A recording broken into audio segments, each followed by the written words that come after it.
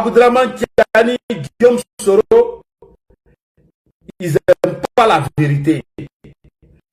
Mais moi, je dis la vérité. Facebook, on t'apporte, on ne pas vu. On donne 2 3 à Facebook, et puis on va aller ça. On va aller ça. Facebook a tapoté. Partagez. Voilà. Les ennemis sont là, ils ne sont pas prêts. On est eux. Facebook a tapoté, partagez. Je dis, je répète, les déclarations d'Aboudraman Tiani contre Alassane Ouattara, c'est Guillaume qui va fouiller Soro qui est derrière. Et je répète la même chose. Tant que Guillaume Soro serait dans l'AES, il ne va jamais avoir la paix entre nous et ces gens-là.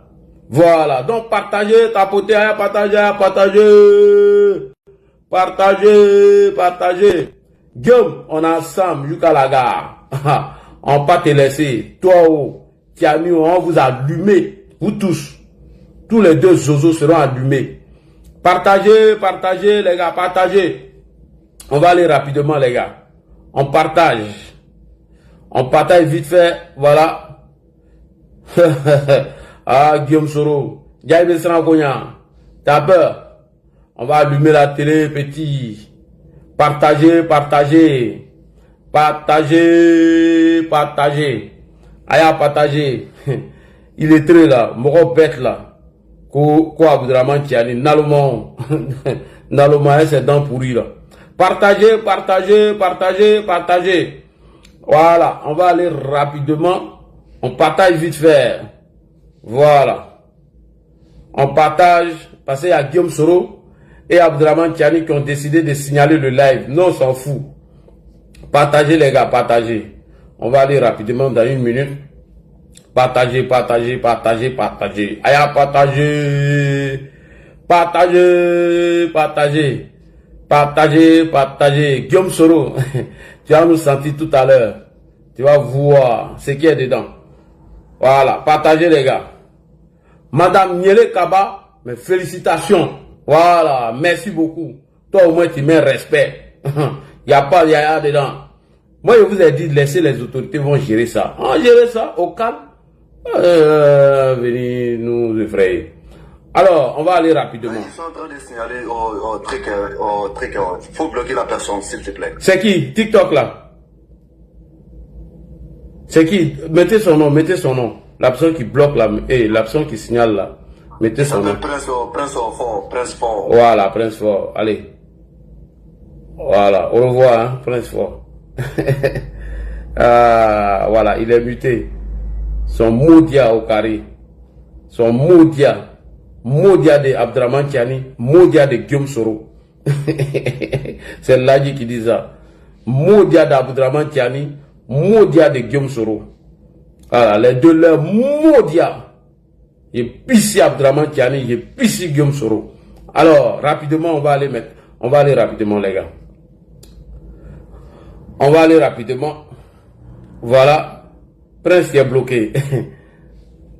Maintenant, c'est parti. Alors, chers frères et sœurs, j'ai dit bel et bien les déclarations de monsieur Aboudraman Tiani, l'homme aux dents pourries, l'illettré, qui a Niamey.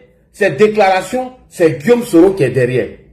Parce que remarquez le discours d'Aboudraman Tiani, où il parle de ses partenaires russes. Rappelez-vous, après le coup d'État d'Aboudraman Tiani, il y a 3 pays qui ont décidé de donner des soldats et mener une opération pour rétablir l'ordre constitutionnel. Le Bénin, la Côte d'Ivoire et le Sénégal.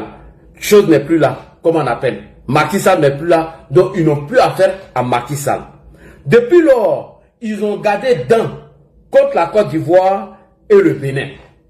Écoutez attentivement les propos d'Aboudraman Tiani, où il remercie ses partenaires russes et qui les a envoyés vers la Russie, de Assimi Goïta en passant par Ibrahim Traoré jusqu'à Aboudraman Tiani, c'est Guillaume Soro. Et j'ai venu vous présenter les preuves.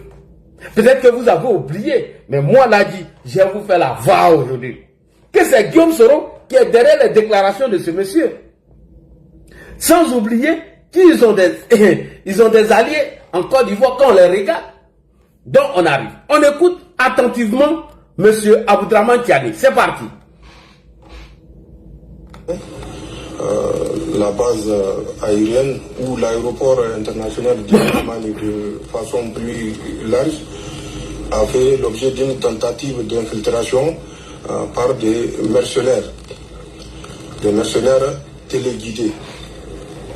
C'est l'occasion pour nous de venir prendre contact avec l'ensemble des forces de défense et de sécurité, ainsi que nos partenaires russes, nos partenaires russes,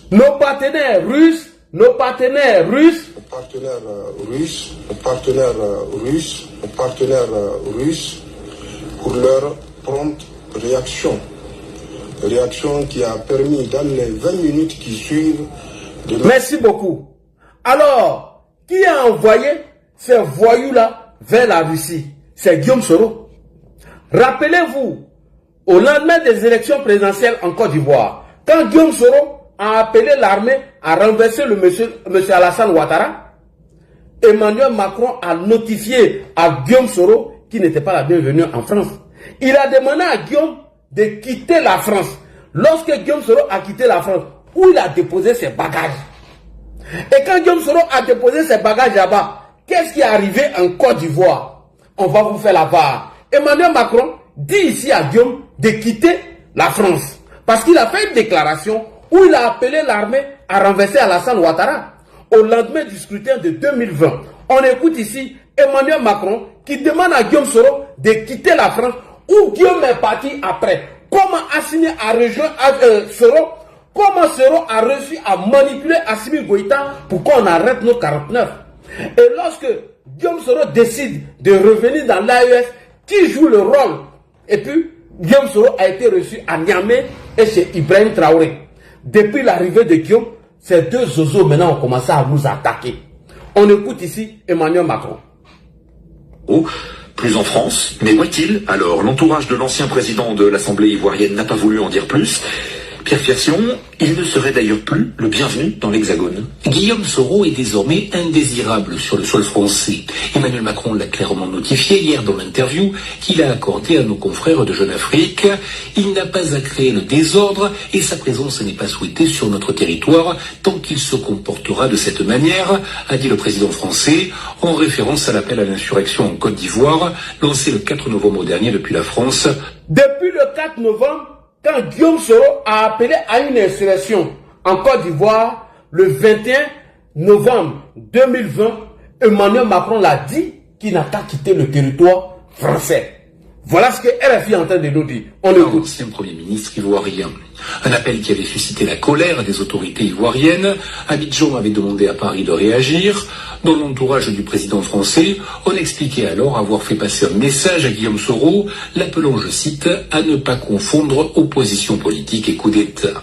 Mais les autorités françaises sont visiblement allées plus loin.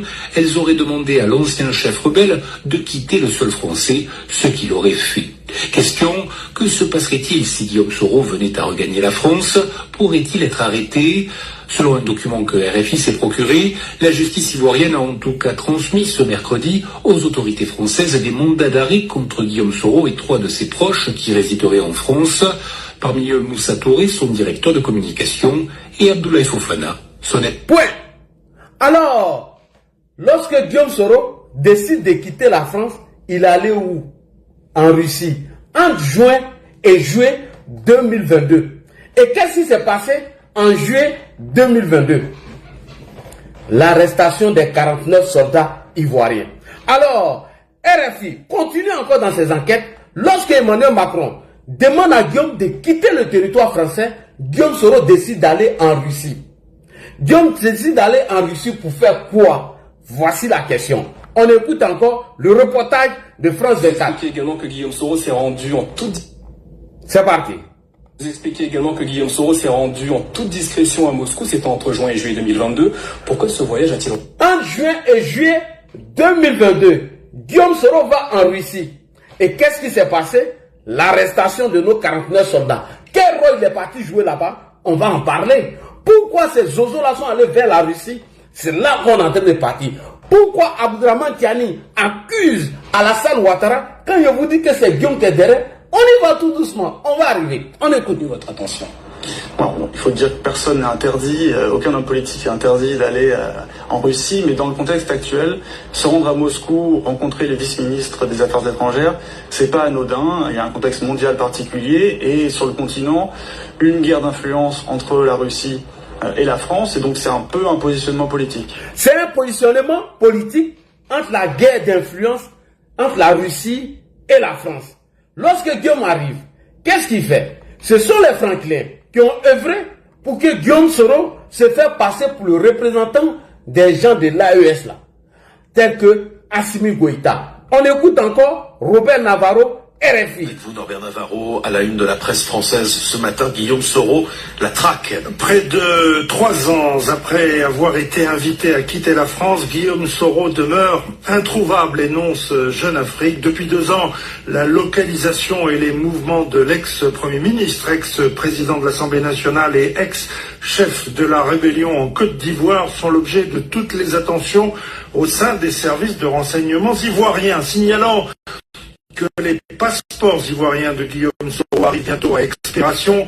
Ce journal affirme que ce désormais opposant au président ivoirien Ouattara s'est rendu en toute discrétion à Moscou. Il s'est rendu en toute discrétion en Russie en juin et juillet 2022. On continue. Entre juin et juillet 2022, afin d'y rencontrer notamment Mikhail Bogdanov, le vice-ministre des Affaires étrangères, et que cette expédition secrète à Moscou a été organisée par le franco-camerounais Franklin. Ça a été organisé par le franco-camerounais Franklin Nyamsi, qu'une source diplomatique française présente dans Jeune Afrique comme un agent d'influence de la junte malienne en France. Comme un influent de la junte malienne en France. Franklin Nyamsi est comme un représentant de la junte malienne en France qui a introduit Guillaume Soro auprès des autorités russes. Quel rôle il va jouer là-bas? C'est ça la vraie question. On continue. Nous recevons, selon la dite source, ces instructions et des éléments de langage directement d'Abdoulaye Diop, le ministre malien des Affaires étrangères, affirme ce journal. Merci beaucoup. Et Guillaume, sachant bel et bien qu'il y a une guerre d'influence entre la Russie et la France, il arrive en Russie. Franklin Nyamsi, qui est le représentant de la junte malienne en France, ils font croire que c'est Guillaume qui est leur représentant là-bas. Et donc, ils vont envoyer Assimi Goïta vers la Russie et combattre la France. Pourquoi? Parce qu'Emmanuel Macron l'a dit de quitter. Et soudain, brusquement, dans le mois de juillet, où Guillaume Soro arrive en Russie, 49 de nos soldats sont arrêtés. Et c'est Guillaume qui dit à Assimi Goïta que la société SAS, qui a signé un contrat avec les autorités ivoiriennes, que le contrat n'était pas bon. Et que les soldats qu'on a envoyés au Mali, il y avait des espions dedans, il y avait des mercenaires qui étaient venus au Mali pour renverser Assimi Goïta. Donc il joue un rôle important dans l'arrestation de nos 49. Guillaume s'en va en Russie en juillet et juin 2022. Soudain, brusquement, par coïncidence, 49 soldats ivoiriens sont arrêtés au Mali. Je répète encore, Guillaume Soro se rend en Russie. Comme il en parle avec les autorités françaises, il demande à la junte militaire de se diriger vers la Russie. Et que la France n'est pas bon, etc. Donc, il arrive là-bas, il se fait passer pour le représentant de la junte malienne en Russie. Et on arrête soudain, brusquement, 49 soldats ivoiriens. Dans cette même période, 49 soldats ivoiriens se font arrêter à Bamako. Vraiment, c'est bizarre. C'est très bizarre. En juillet et juin 2022. Mais c'est bizarre. Le 9 juillet 2022, on arrête nos 49 soldats. Et Guillaume Soro, quel rôle a-t-il joué dans l'arrestation de nos 49? Parce qu'il faut préparer une communication derrière, afin de révolter les soldats qui sont restés à Abidjan pour renverser Alassane Ouattara. Et donc, voici le rôle que Guillaume Soro joue dans l'arrestation des 49 soldats. Quand il dit que c'est lui qui est caché derrière les déclarations de Tiani, on arrive petit à petit. Et vous allez écouter le conseiller politique de Guillaume Soro qui parle comment ils ont réussi à manipuler Assimi Goïta et le dresser contre la Côte d'Ivoire. On écoute ici ce reportage. Le rôle que Guillaume Soro joue dans l'arrestation des 49 soldats ivoiriens. Dans cette enquête, vous revenez sur le rôle qu'aurait joué Guillaume Soro dans le délit.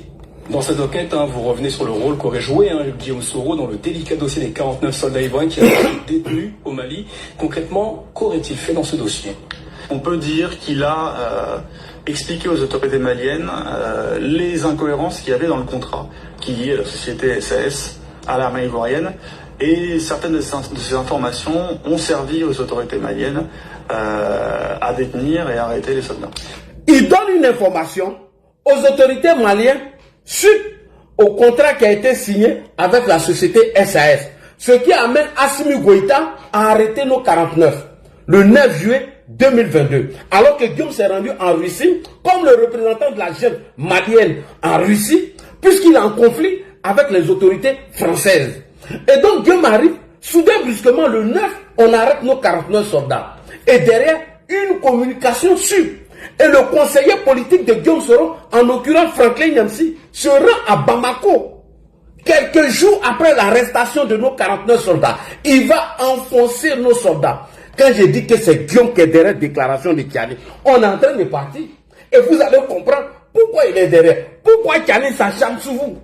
Et puis depuis qu'il est arrivé au Burkina, pourquoi Ibrahim s'acharne sur vous. Donc Guillaume Soro joue un rôle important dans l'arrestation de nos 49. Il y a eu un premier communiqué de l'état-major de Côte d'Ivoire pour expliquer la mission de nos 49 soldats. Les autorités maliennes ne veulent rien comprendre. Le Conseil national de sécurité explique la mission de nos 49 soldats. Pendant ce temps, Guillaume Soro enfonce nos soldats et il demande aux autorités ivoiriennes de se diriger vers Faure Gnassingbé et il le désigne comme un médiateur. Non, ce n'est pas aujourd'hui Faure Étret. C'est Guillaume Soro qui fait son premier communiqué où il demande à l'État de Côte d'Ivoire de prendre Faure comme le médiateur dans ce dossier des 49. Alors, il y a eu la rencontre entre le ministre de la Défense, Téné Brahima, et les parents des soldats, où il explique la mission des soldats. Pendant ce temps, Guillaume Soro et sa bande de merde, Guillaume Soro et ses Wanyans, Soroba de Quinquin, Maïmouna Kamara, Labo Djudjani, Labo Sans Viande, Franklin Nyamsi, le rat des palais, le rat des goûts, ce minable, ce parvenu, ce parachuté, ce menteur, sont en train d'enfoncer nos 49 soldats. Quand le président Alassane Ouattara a compris que c'est Guillaume Soro qui était derrière cette arrestation, qu'est-ce qu'il fait? Il propose une rencontre avec les autorités maliennes. Voilà comment Fidel Sarasoro, Téné Brahima Ouattara se rend au Mali. Écoutez attentivement les discours du ministre de la Défense, Téné Brahima, et le ministre des Affaires étrangères, Aboulaye Diop. Les deux discours. Il y a eu une incompréhension entre nous et le peuple malien. Et Aboulaye Diop parle d'un incident malheureux. Et qui est derrière cet incident? Guillaume Kibafori Soro, confirmé par Franklin Nyamsi. C'est pourquoi je vous dis de faire très attention. Quand vous attaquez Tiani, faites très attention. Les déclarations de Tiani ne sont pas faites en anodin. Comment vous pouvez comprendre qu'on attaque l'aéroport de Niamey? Quelques heures plus tard, c'est-à-dire sur la base de rien du tout, on fait une déclaration, on accuse Alassane Ouattara. Qui est derrière? Guillaume Soro. On arrive.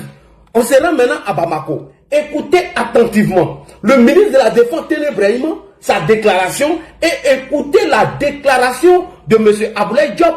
Il revient au Conseil national de sécurité, il revient sur le communiqué du Conseil national de sécurité et le communiqué de l'état-major, où on parle d'incompréhension, où on explique la mission des soldats, alors que Guillaume avait déjà fait croire à M. Assimi Goïta que les 49 soldats étaient venus le renverser, que c'était des mercenaires et des espions à la sorte d'Alassane Ouattara. Il le fait à quel moment? En juin et juillet 2022, lorsqu'il décide de se diriger vers la Russie. On écoute ici ce voyage. On est en train de partir vers Tchadou. On écoute, c'est bien parti. Là du shérif, c'est parti. Guillaume Soro. La défense de la Côte d'Ivoire et le ministre des Affaires étrangères du Togo à la tête d'une forte délégation reçue par le président de la transition. Cette audience élargie à certains membres du gouvernement a essentiellement porté sur la situation des militaires ivoiriens en détention ici au Mali. Une situation qui met à froid les relations bilatérales qui existent entre le Mali et la Côte d'Ivoire depuis quelques mois. Comme vous le savez, il y a eu un malentendu entre la République du Mali et la Côte d'Ivoire. Tenez Brahima, comme vous le savez, il y a eu un malentendu entre l'État de Côte d'Ivoire et l'État du Mali. Est-ce que vous avez bien entendu? Je retourne encore. Écoutez bien, le ministre de la Défense, Téné Brahima, lorsque cette délégation est arrivée au Mali, on réécoute encore. Qu'est-ce qu'il dit? Qui existe entre le Mali et la Côte d'Ivoire depuis quelques mois. Comme vous le savez, il y a eu un malentendu entre la République du Mali et la République de Côte d'Ivoire. Point. Comme vous le savez, il y a eu un malentendu entre l'État de Côte d'Ivoire et l'État du Mali. Déclaration du ministre de la Défense, M. Téné Brahima, accompagné du ministre de la Justice, M. Sansan Kabilé, accompagné de Fidel Sarasoro. Voici les premières déclarations de Téné Brahima. Comme vous le savez, il y a eu un malentendu entre nous et les autorités maliennes. On écoute maintenant. On écoute le reste. Il y a de cela quelques mois. Il était bon que nous puissions nous rencontrer pour en parler. Et c'est ce que nous avons fait avec nos frères maliens. Et le président Assimi Goïta nous a fait l'honneur de nous recevoir pour que je puisse lui transmettre le message du président Ouattara, ce que nous venons de faire. Comment s'est passé dans un esprit fraternel, de compréhension mutuelle. À la suite de cette audience, la délégation congolaise a eu un temps d'échange plus élargi avec le ministre d'État, ministre de l'administration territoriale et de la décentralisation et le chef de la diplomatie malienne. Ce cadre a permis aux différentes parties d'élaborer un mémorandum, lequel document servira d'appui pour avoir un dénouement heureux de la situation qui prévaut entre le Mali et la Côte d'Ivoire. Depuis quelques mois, écoutez Ablaye Diop. Nous sommes dans cet exercice de discussion, de dialogue, parce que depuis le début, pour notre part Mali, le président de la transition, son Excellence le colonel Assimi Goïta, a indiqué que cet incident malheureux qui a rendu les relations difficiles entre... Le ministre des Affaires étrangères du Mali, Ablaye Diop, il dit il y a eu un incident malheureux entre les autorités ivoiriennes et les autorités maliennes. Monsieur Téné Brahima, une incompréhension entre les autorités ivoiriennes et leurs frères maliens. Ablaye Diop parle de quoi ici? Incompréhension, incident malheureux, donc voici les déclarations. Ce qui veut dire qu'il y a quelqu'un qui était derrière. S'il y a un incident malheureux, c'est quelqu'un qui a provoqué l'incident. S'il y a une incompréhension, c'est que quelqu'un a dû dire quelque chose. On retourne encore les propos de Ablaye Diop. Écoutez attentivement, c'est très bien important. Un dénouement heureux de la situation qui prévaut entre le Mali et la Côte d'Ivoire. Depuis quelques mois, nous sommes dans cet exercice de discussion, de dialogue, parce que depuis le début, pour notre part Mali, le président de la transition, son Excellence le colonel Assimi Goïta, a indiqué que cet incident malheureux qui a rendu les relations difficiles entre... Point. Cet incident malheureux qui a rendu les relations difficiles entre l'État de Côte d'Ivoire et l'État du Mali. Qui est en bas? On va aller chercher la personne. Qui est en bas de cet incident malheureux? Qui est en bas de cette incompréhension? On va aller chercher la personne. Et remarquez qui sont les relais des propos de Aboudraman Tiani. C'est Guillaume Soro et ses activistes. C'est Guillaume Soro et son conseiller politique qui sont en train de faire le relais des fausses accusations de Tiani. On s'en va vers Tiani. Allons-y derrière Tiani. Alors, Ablaye Diop, le ministre des Affaires étrangères, parle d'incidents malheureux. Téné Brahima parle d'incompréhension. Alors, après cette rencontre, la Côte d'Ivoire et le Mali ont décidé de signer un mémorandum de non-agression. La Côte d'Ivoire ne doit pas servir de base arrière pour déstabiliser le Mali. Le Mali aussi ne doit pas servir de base arrière pour déstabiliser la Côte d'Ivoire. Donc, qu'est-ce qu'il faut faire? Même si Guillaume Soro arrive au Mali, il ne peut pas s'afficher publiquement avec Assimi Goïta, puisqu'on a signé au cours de cette rencontre un mémorandum de non-agression. Donc Guillaume Soro, quand il revient dans l'AES, il va aller où? Selon vous et moi. D'abord, Tiani parle de la Russie. Qui est parti vers la Russie? Qui les a demandé de changer de partenaire? Qui était leur représentant? Qui a joué un rôle dans l'arrestation des 49 Guillaume Kibafori Soro? Et je mets tous les gens de l'AES au défi de nous montrer une vidéo de Tiani et de Ibrahim avant l'arrivée de Soro dans l'AES où ils accusent la Côte d'Ivoire. Avant l'arrivée de Soro, ils n'accusaient pas la Côte d'Ivoire.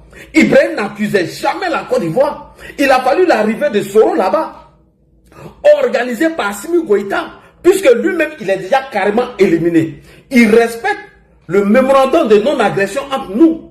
Ok. Maintenant, Ablaye Diop et M. Téné Brahima ont parlé d'incidents malheureux et incompréhension. Qui à la base? Franklin Nyamsi, conseiller politique de Guillaume Soro. Écoutez-le attentivement. Il dit, nous avons réussi à manipuler Assimi Goïta, lui faire croire qu'Alassane Ouattara allait le renverser. C'est le conseiller politique de Guillaume Soro, Franklin Nyamsi, qui le dit. On écoute ici Franklin Nyamsi. Et au regard de l'expérience positive que nous avons eue, parce que nous avons au Mali réussi à convaincre et à faire comprendre, heureusement, au pouvoir de la transition malienne, qu'Alassane Dramane Ouattara allait le faucher. Puis, heureusement que nous, Soro Guillaume et nos bandes de merde, qui sommes les relais des accusations de M. Aboudraman Tiani aujourd'hui, nous avons réussi à convaincre Assimi Goïta qu'Alassane Ouattara allait le renverser. Et quand Assimi les a écoutés, on allait dans les déclarations à déclaration. Voilà comment Téné Brahima parle d'incompréhension et Ablaye Diop, le ministre des Affaires malien, dit qu'un incident malheureux et qui à la base le conseiller politique de Guillaume Soro, Franklin Nyamsi, qui le dit publiquement dans une vidéo, que heureusement, nous avons réussi à convaincre Assimi Goïta qu'Alassane Ouattara allait le renverser. Déclaration de qui? Franklin Nyamsi, conseiller politique de Guillaume Kibafori Soro. Quand il dit que c'est Soro qui est derrière les déclarations de Tiani, on est en train d'aller doucement. On va venir sur la dernière phase. On écoute encore Franklin Nyamsi. Parce qu'Alassane Ouattara avait mené la même campagne de charme au Mali. C'est comme cela que notre frère Ben Souk s'était retrouvé en prison et risquait d'être extradé. Nous avons eu la chance d'être écoutés par le colonel Assimi Goïta. On a eu la chance d'être écoutés par Assimi Goïta, dit par Franklin Nyamsi, conseiller politique de Guillaume Soro. On continue. Qui ont fini par comprendre que leur ennemi juré était au sud de leurs frontières. Celui qui était prêt à livrer tout le peuple malien à la disparition, à la guerre, à la mort, Alassane Dramane Ouattara. Il ne fallait surtout pas lui faire de passe. Il ne fallait surtout pas lui faire de passe. Et c'est précisément parce que la transition du Mali est chevillée au peuple malien qu'elle a fini par nous écouter et écouter le peuple malien. Oui.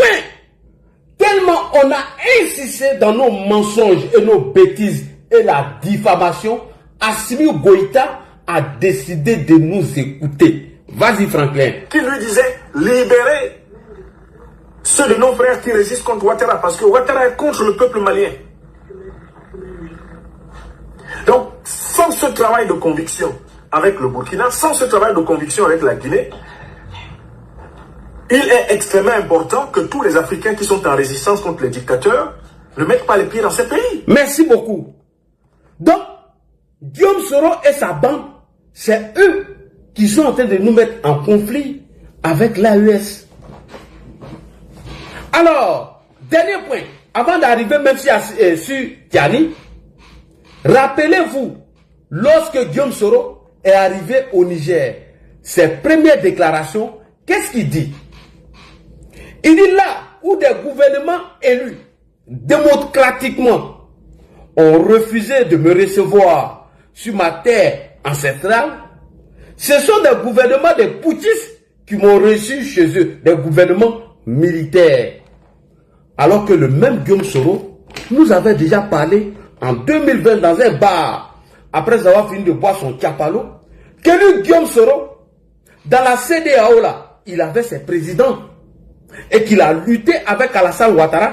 Alassane Ouattara a ses présidents dedans, lui Guillaume, il a ses présidents dedans. Mais comment se fait-il que Guillaume Soro qui avait ses présidents, parmi les présidents élus démocratiquement dans la CEDEAO, Guillaume n'a pas mis les pieds là-bas et c'est Tiani qui est parti? Comment se fait-il que Guillaume Soro, qui dit qu'il a lutté avec Alassane Ouattara dans la CEDEAO et qu'il avait des présidents dedans qui sont acquis à sa cause, pourquoi n'a-t-il pas mis les pieds là-bas? Et il est parti chez Tiani et il fait croire que tous ces présidents ont refusé de le recevoir, ce n'est que des militaires. On écoute Guillaume ici et on revient maintenant sur les déclarations. Pourquoi Tiani accuse Alassane Ouattara? Et qui sont les relais des informations de Tiani et de l'AES? C'est les gens de Soro. Ils ne donnent pas. Tant que le président Ouattara serait là, eux ils sont toujours en action. On écoute Soro Guillaume ici rapidement. Vous savez, je suis en exil depuis 5 longues années. Il a fallu que ce soit un gouvernement militaire. Il a fallu que c'est un gouvernement militaire, oui, au Niger, permettre de fouler ma terre chérie ancestrale d'Afrique. Au moment où le gouvernement prétendument démocratiquement élu, aucun n'a osé. Aucun n'a osé de le recevoir. Donc c'est pourquoi je suis ému en prenant la parole aujourd'hui. Merci. Où des présidents qui ont été élus démocratiquement refusent de le recevoir, c'est des militaires qui reçoivent Guillaume Soro. Pourquoi les militaires l'ont reçu? Parce que Assimi Goïta, après avoir signé le mémorandum de non-agression, il ne doit plus s'afficher avec Guillaume. C'est lui qui va œuvrer maintenant pour que Guillaume soit reçu au Niger et au Burkina Faso. Et au Burkina Faso, c'est Ibé qui doit jouer le second rôle après sa Assimi. De vous à moi, Ibé en ce moment, il a quel problème? Est-ce que Ibé en ce moment, il est en position encore de venir nous accuser alors qu'il nous a jamais apporté de preuves? Non. Donc, Ibé est éliminé. Assimi Goïta, qui a signé un mémorandum de non-agression, est-ce que Assimi Goïta peut s'afficher avec Soro Guillaume ou nous accuser? Non. Il respecte le mémorandum, il est éliminé. Maintenant, qui doit jouer maintenant le dernier rôle? Aboudraman Tiani. Et qui doit mettre ça dans sa bouche? Guillaume qui bafourie Soro. Donc Guillaume qui nous dit ici, quand lui il venait en Afrique, des présidents élus démocratiquement ont refusé de le recevoir, alors que ce sont des gouvernements militaires qui l'ont reçu. Mais Guillaume avait oublié que quand il était dans un bar à Paris, après avoir fini de boire son alcool, avec son gros vent, son vilain vent, Guillaume nous a informé que dans la CEDEAO là, parmi les présidents de la CEDEAO, il avait pour lui dedans, Alassane Ouattara avait pour lui dedans. Mais pourquoi Guillaume n'a-t-il pas mis les pieds chez les présidents de la CEDEAO dont certains étaient acquis à sa cause? Pourquoi est-il parti chez les militaires? C'est là que vous devez comprendre le rôle que Guillaume joue. Et on vient sur la dernière phase. On l'écoute ici à Paris. Guillaume qui se plaint au Niger, mais il a oublié que voilà ce qu'il nous avait dit à Paris. On l'écoute. Ils veulent distraire les gens. Ne vous laissez pas distraire. Alassane pensait que j'allais aller dans le sens du coup d'État. Et puis il a dit au gars, ah oui, je vous ai dit, ce monsieur-là, c'est un putschiste éternel. Je ne suis pas allé dans ce sens-là, je l'ai dribblé. Je suis allé sur le droit où il ne m'attendait pas. Je l'ai battu de façon cinglante à 2 reprises. Je suis allé au plan de la diplomatie. Aujourd'hui, lui, il est président. Moi, je suis chômeur. Mais la CEDEAO, là, on a divisé les présidents. C'est pour moi dedans. Voilà. Au niveau de la CEDEAO, là, on a divisé les présidents. Le président Ouattara a pour lui dedans. Moi, Guillaume Soro, j'ai mes présidents parmi les présidents de la CEDEAO. Mais pourquoi ces gouvernements qui ont été élus démocratiquement n'ont pas réussi? Pourquoi n'est-il pas allé là-bas et il va chez Tiani? C'est là que je vais venir vous faire comprendre maintenant. Lorsque il y a eu l'attaque du JNIM à l'aéroport de Niamey, de vous à moi, qui a pris la parole publiquement? Ce sont les activistes de Guillaume qui bafouent Soro. Et ce sont eux qui sont les relais aujourd'hui de l'information ou des accusations fallacieuses de qui? De monsieur Aboudraman Tiani. N'oubliez pas. N'oubliez pas que Guillaume Soro a des alliances internes. N'oubliez pas que Guillaume Soro a des alliés internes en Côte d'Ivoire. Et les alliés internes de Côte d'Ivoire là, c'est qui? C'est le PPACI. Parce qu'avant de faire tomber un pouvoir, il faut avoir des alliés. Oui. Et les alliés internes, c'est qui? C'est PPACI. Et qu'est-ce que le PPACI prend dans ces jours? Non au 4e mandat, on doit continuer la lutte contre le 4e mandat. Et les partenaires extérieurs, c'est qui? C'est l'AES. Et qui accuse l'État de Côte d'Ivoire? Ce sont les partenaires extérieurs de Guillaume Kibafori Soro, qui est l'AES. Sinon, Laurent Gbagbo nous a fait pareil. Rappelez-vous, en 2002, lorsqu'il y a eu la première attaque des rebelles, sans aucune enquête, M. Laurent Gbagbo et Afin N'Guessan ont accusé le général Robert Gueye. Et il a été déjà pour rien. Et le président Alassane Ouattara, mais ils ont tenté de le dire avec Henri Konan Bédié, où on dit Alassane Ouattara a sauté clôture. Mais quelle était la première déclaration de Laurent Gbagbo sans mener d'enquête? C'était d'accuser ses opposants, comme Abdraman Tiani le fait aujourd'hui. Donc Guillaume Soro a des alliés internes, parce qu'avant de faire tomber un régime, il faut avoir des alliés. Les alliés internes, c'est qui? PPACI. Les alliés extérieurs, c'est qui? C'est l'AES. Et qui nous accuse? Tiani. Et qui sont les relais de Tiani? Ce sont les gars de Guillaume Soro. Lorsqu'il y a eu l'attaque, qui a pris la parole publiquement? Ce sont les activistes de Guillaume Soro, dont les déclarations, les accusations farfelues d'Abdraman Tiani ne viennent que de M. Guillaume Soro. De Guillaume Soro.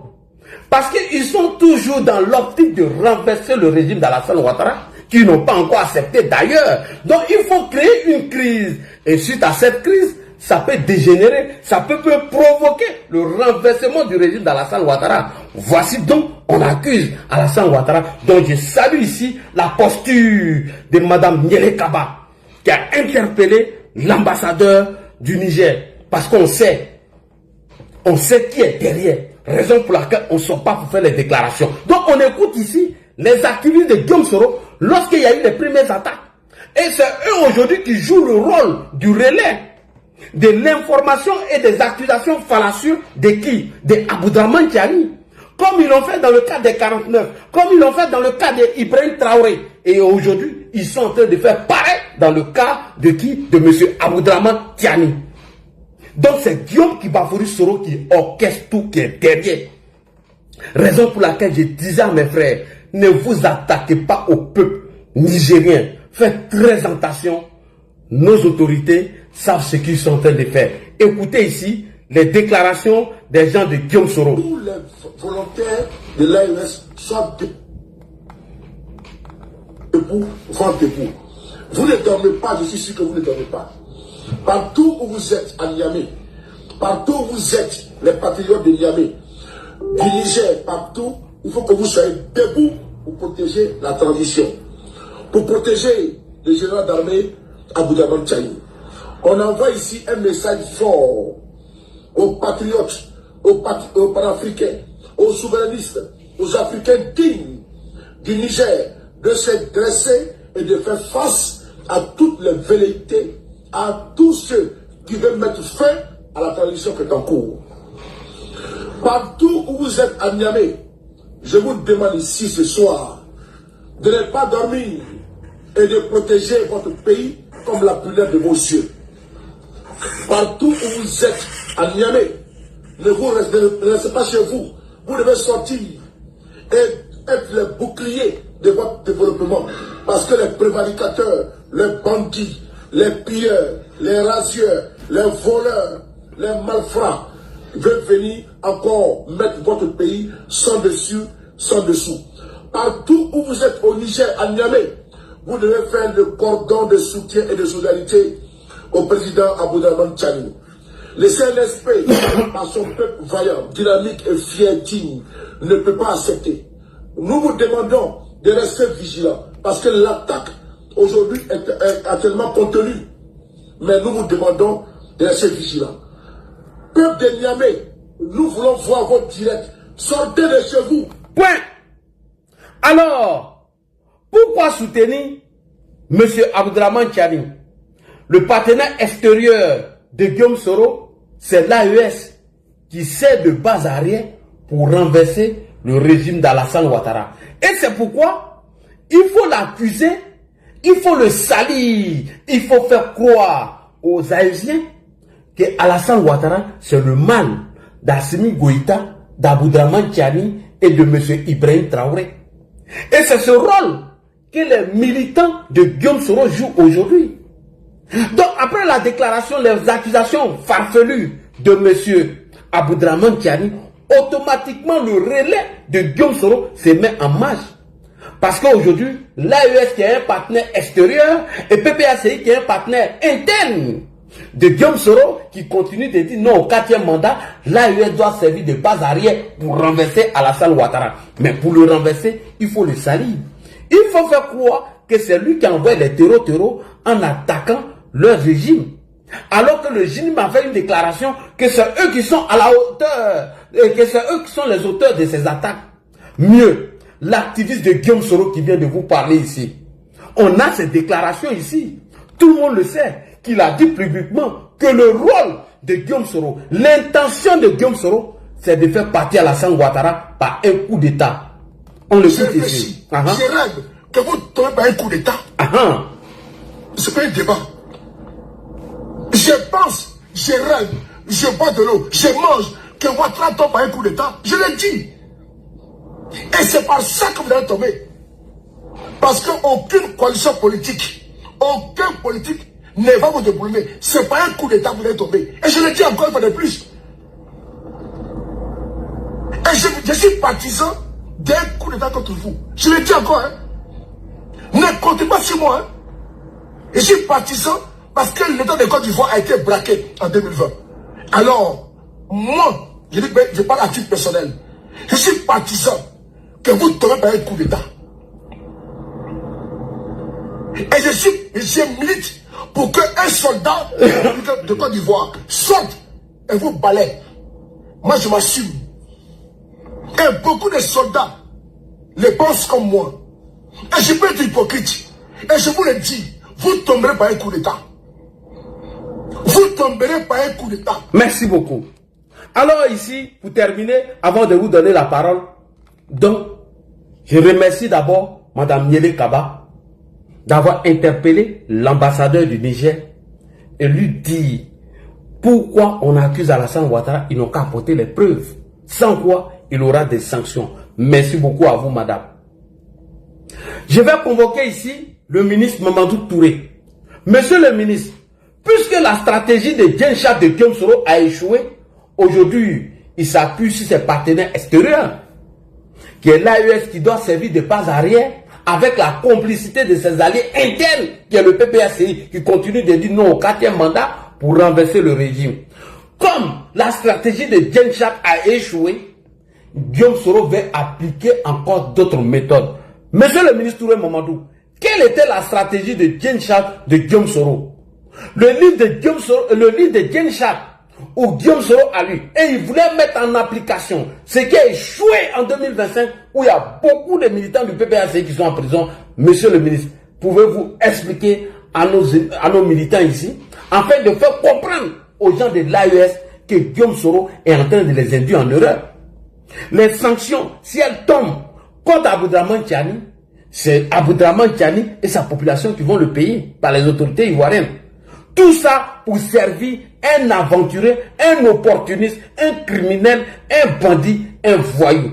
Comme la stratégie de Djencha a échoué, il faut s'appuyer sur comment on appelle l'AES, afin de servir de base arrière pour renverser Alassane Ouattara. D'où on doit faire des déclarations, d'où on doit nous accuser des déclarations de guerre, afin de créer un climat de tension entre nous et ces pays. Alors, monsieur le ministre, explique-nous le livre de Djencha dont Guillaume Soro a fait lecture, qu'on appelle de la dictature à la démocratie. Parce que nous le savons que c'est lui qui est caché derrière les discours de Tiani.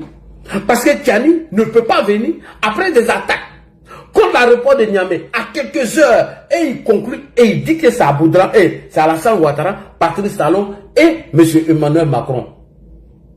Comme Assimi l'a fait hier. Monsieur le ministre, vous avez la parole. C'est parti. Grande sœur, oui. Toi et moi, on allait au Forum mondial des droits de l'homme à Nantes.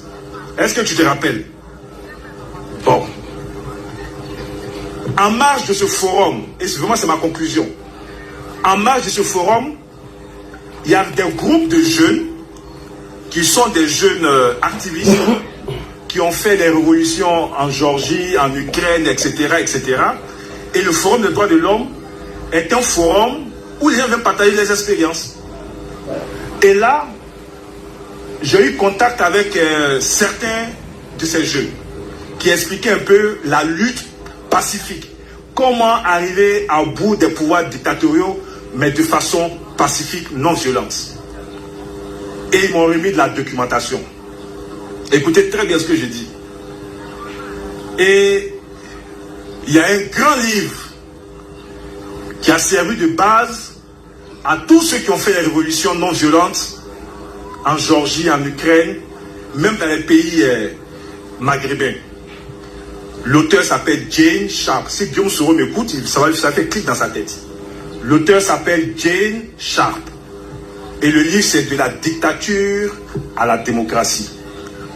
Jane Sharp est un pacifiste qui estime, lui, qu'on peut, par des méthodes pacifiques, sans violence, sans recours aux armes, mais de façon méthodique, préparer une désobéissance civile et une révolution pour venir à bout de tout pouvoir dictatorial.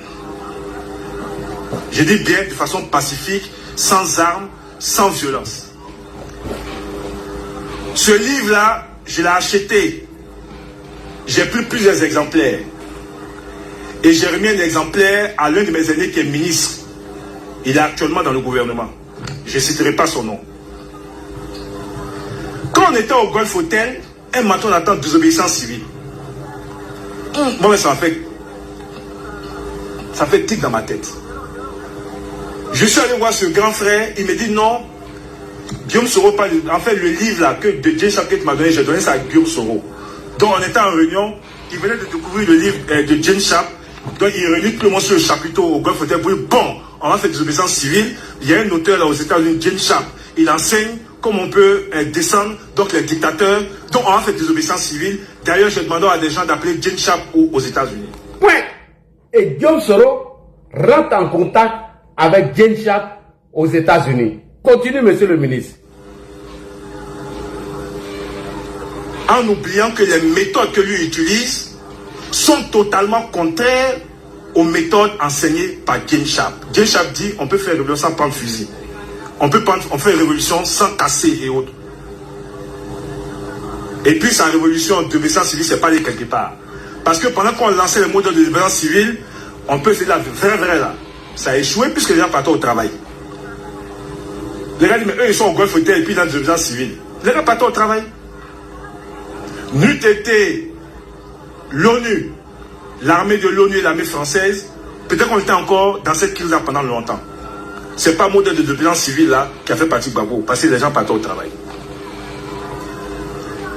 Alors, lui, je reste persuadé à 100%, comme il y a le conseil militaire de l'opposition actuellement, parce que Guillaume Soro c'est le conseil militaire de l'opposition actuellement, je reste persuadé à 100% qu'il a ressuscité ce livre-là pour aller dire au président Bédié, bon, on peut faire de désobéissance civile.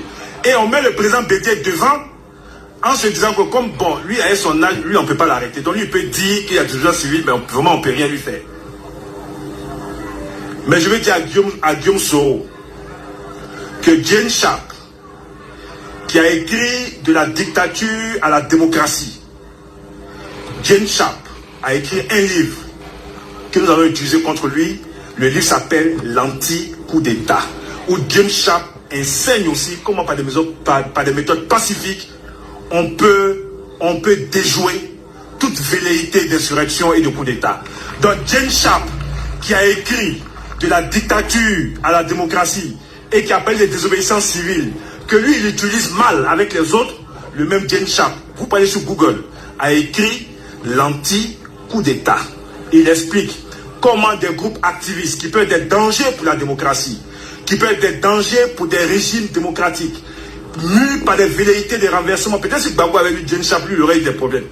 Donc comment les gens peuvent arriver par des méthodes pacifiques, et nous là, vraiment j'ai sorti aussi le livre de l'anti-coup d'État, j'ai commandé plusieurs exemplaires en France, on va partager ça dans toutes les régions, les gens vont lire l'anti-coup d'État, ça permettra de comprendre les méthodes de Guillaume Soro et consorts, et ça permettra donc de mettre totalement fin à leur velléité. La meilleure manière d'accéder au pouvoir, c'est d'aller dans les urnes. Merci beaucoup, monsieur le ministre. Et donc, comme les partenaires internes de Guillaume Soro ont utilisé la méthode de Jane Sharp qui a échoué. Donc maintenant, il ne savent plus si ses partenaires extérieurs. J'aimerais dire quelque chose. Des déclarations. On a beaucoup d'ambassadeurs. Je pense que Guillaume peut arriver à bout de sa savoir à des déclarations farfelues, à travers des bêtises et on va essayer à la savoir. Vous allez tout diriger vers la Russie. On va demander à la suppression de la partie politique et la société civile. Tout ça, c'est le budget de Paris et de la société et de sous les Paris. Les maillots, parler, il va avoir des passeports diplomatiques pour la Russie, on a la même mise sur tout le monde. Alors, Abdelrahman Tiani, tu vas tirer dans l'eau. Tu as tapé poteau, dis pas poteau en train. Parce que nous, on veille sur ce pouvoir et on connaît la stratégie. On connaît vos déclarations. On sait qui est caché derrière. On sait tout ce que vous préparez. Celui qui vous met les mots dans la bouche aujourd'hui et qu'Assimi ne s'assume pas, puisque lui il a signé un mémorandum de non-agression et que c'est toi qui dois jouer le rôle après l'attaque du JNIM au Niger et tu nous accuses publiquement, alors il faut te dire qu'on est là. On est là, champion. Si c'est Guillaume Soro qui est derrière là, hé, champion, c'est un poteau. Guillaume Soro est maudit. Sous le de Paris, c'est le plus maudit même. Tous les souristes sont des maudits. Partout où ils vont mettre les pieds, et ils vont vous pousser à bout. Parce qu'il t'a fait quoi? Qu'il avait des militaires au sein de l'armée. Et que Laurent Gbagbo, Henri Konan Bédié, avec lui-même, ils avaient des militaires au sein de l'armée qu'ils allaient mener cette révolution et vous allez les appuyer. Jusqu'à aujourd'hui, il n'a pas encore vu de militaires de Guillaume. Il n'a personne dans notre armée. Si tu t'amuses, on va aller déjeuner à Niamey. Merci beaucoup, chers frères et sœurs. Donc, c'est Guillaume Soro qui est caché derrière les déclarations de M. Abdelrahman Tiani et je salue Niele Kaba. Merci beaucoup. Prenez la parole, c'est parti. Toujours le sorotologue, la tour de contrôle. Abdelrahman Tiani, tu as senti ça. Merci beaucoup. Oui. Toujours fort. Toujours.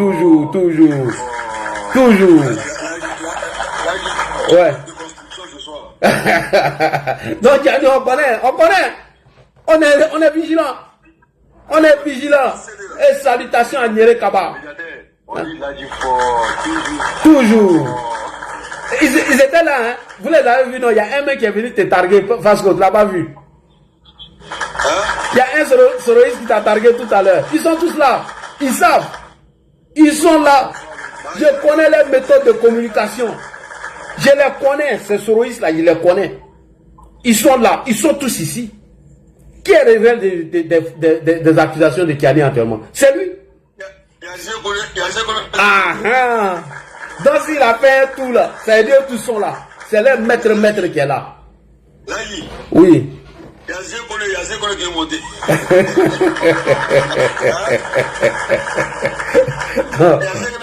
Il est où? Il n'a pas venu. On est là. Donc, médiateur, tu prends la parole. Ouais. D'accord, il n'y a pas de problème. Ouais, il y a des sens sous le 10 de l'autre. Bonsoir à tout le followers. Moi, je me lance. Oui, vas-y. Vous savez. Faut saluer Niele Kaba d'abord. Hein. Faut saluer la ministre des Affaires étrangères, Niele Kaba. À la dame de fer, qui ne rigole pas. Parce que c'est ça qu'il faut avec cela. Il faut avoir du répondant en face. On dit quand tu danses avec un aveugle, souvent il faut le piétiner pour qu'il sache qu'il y a d'autres personnes sous la puce. Donc là, je dis merci beaucoup pour ce développement super, comme à ton habitude. On est désolé, je ne sers plus à rien parce que, comme on dit, le sel on ne fait pas publicité pour le sel. Ça se vend tout seul. Une fois qu'on a dit ça, vous savez, dans toute cette affaire-là, il y a des événements majeurs qui ont changé tout ça. Vous savez, même l'ARS aujourd'hui, ce sont les idées de Soro Guillaume. Même l'ARS là aujourd'hui, j'en viens. Je vais être bref, je vais être précis. Vous savez, Soro, avec en 2020 ou en 2018-2019, avec l'argent des Bédier, avait réussi à mener un grand jeu de charme ici, où il a recruté des cyberactivistes à coût de millions pour faire croire à la France que le président Alassane Ouattara n'était pas aimé. Et on avait vu un rapprochement.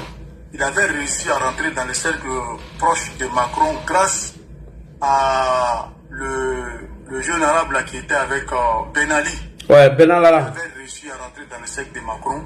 Mais il y a un événement majeur qui a changé les choses grâce à le ministre qui est venu regrouper le RHDP France et qu'on a fait la marée orange. Oui, Lassina Diaby. Voilà, Lassina Diaby. Quand on a fait la marée orange, quelle belle réussite. Où on a réussi à rapprocher les tenues Pachoko, les Naounou Gouza, tout ça là. En tout cas, les pro-Gbagbo les plus durs qui sont venus. Et aussi, on a réussi avec l'apport de l'Adisseri qui était en vogue en ce moment, qui a été même soulevé en trophée sur la place publique là-bas. Oui. Et donc, on s'est souvient très bien. Ouais, il était un bouclier ce jour-là. Voilà.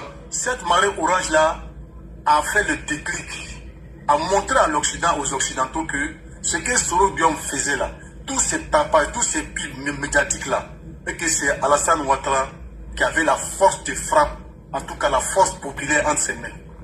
Parce que c'était du jamais vu. Et dès le lendemain, l'Union européenne a signé pour l'aide aux élections de la Côte d'Ivoire à hauteur de 600 millions d'euros. Et donc, quand quand cet effet, ça a été la première bombe qui a déstabilisé le Gbagbo Soro Guillaume dans sa lancée sur l'offensive en Europe ici. Si vous savez, quand il disait dans son café là-bas, dans son Atchékédrome là, à Paris, là, qu'il était, ils se sont bataillés, lui il a pris, Alassane a pris les trillions, lui il a pris Macron. Il était au sérieux parce qu'il avait réussi à rentrer dans le cercle de Macron grâce à ce Ben Ali là. Donc, quand on l'a frapponné sur lui et qu'on a fait les élections, qu'on a gagné les élections, et qu'on a exigé à ce que la Côte d'Ivoire soit respectée, parce que Soro ne pouvait pas laisser en France et à lancer des pics continus contre la déstabilisation de la Côte d'Ivoire. Et en plus, là, tu as oublié, mais tu as fait un travail formidable. Quand tu as dit à les followers là, de traquer Soro et qu'il y a un livret qui avait vu Soro seul dans une rue à Paris et il avait pris sa photo, il t'avait envoyé. Tu te souviens de ça? Oui. Et après, Soro a dit que lui, il se sentait plus à sécurité en France. Et en même temps, dans la foulée, Macron aussi a chassé Soro ouvertement. Donc, quand il est parti, ça a coïncidé aussi avec le problème du Mali. Donc, il a eu l'opportunité d'approcher comment ça s'appelle, Kémy Seba et Nathalie Niam, qui l'ont fait rentrer aussi dans le giron de la Russie. C'est là où le panafricanisme Soro Guillaume a commencé. Et donc, on va profiter maintenant de l'échec de l'embargo. Vous savez, si on remonte les vidéos, à l'époque où on faisait les directs avec les papas des pays, doyens des pays, moi j'avais averti que si cet embargo n'est pas sérieux et que la Côte d'Ivoire devait s'abstenir à faire des déclarations, que sinon si ça échouait, ça allait donner l'opportunité à Soro d'avoir une porte d'entrée au Mali. Les gens ont saboté ma parole. Ah, vous pensez tout, Soro n'est plus rien, la France l'a chassé, c'était sa base en France. Et bingo. Bon, en franche opportuniste, il a pu profiter de ça, puisqu'il avait déjà Ben Souk en place, pour l'historique des choses, pour que les gens comprennent bien comment on a cheminé pour arriver à tout ça. Le premier échec, voilà pourquoi aujourd'hui, quand on voit que le président Alassane Ouattara se méfie un peu de cette CEDEAO qui prend des décisions, qui dit des paroles en l'air et qui n'agit pas, et finalement qui met des gens en danger, et c'est ce qui s'est passé.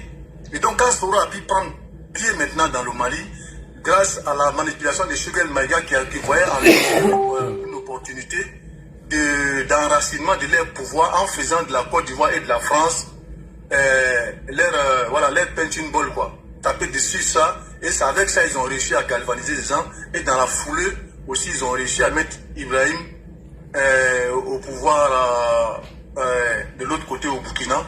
Et donc tout ça c'est Wagner. Donc vous voyez, tout ce que l'ADI a démontré aujourd'hui, c'est Soro Guillaume qui est devenu le conseiller spécial de ceux-là, parce que Soro Guillaume a tellement été dans la profondeur du pouvoir ivoirien qui est un pays fort en Afrique de l'Ouest, il savait beaucoup de choses. Il savait que déjà, même quand on écoute ses audios, c'est ce qu'il disait à Bassoulé, il dit, ils vont nous menacer, mais on est déjà là.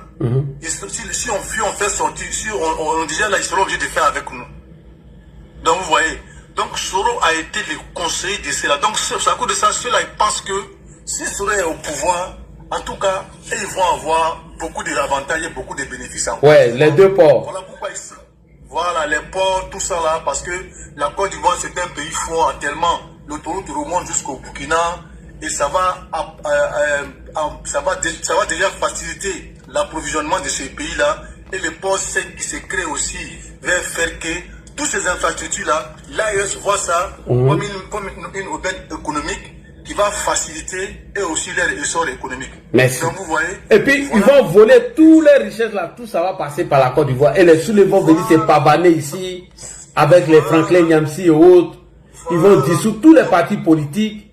Voilà, les mouvements de la société et des associations de la société civile seront dissous. Soro va devenir le nouveau Vladimir Poutine de l'Afrique de l'Ouest. Merci. Il va venir s'asseoir, dès que tu sors sur les réseaux sociaux, il va attaquer tes parents, il va attaquer ton père. Là, tu me serais en exil.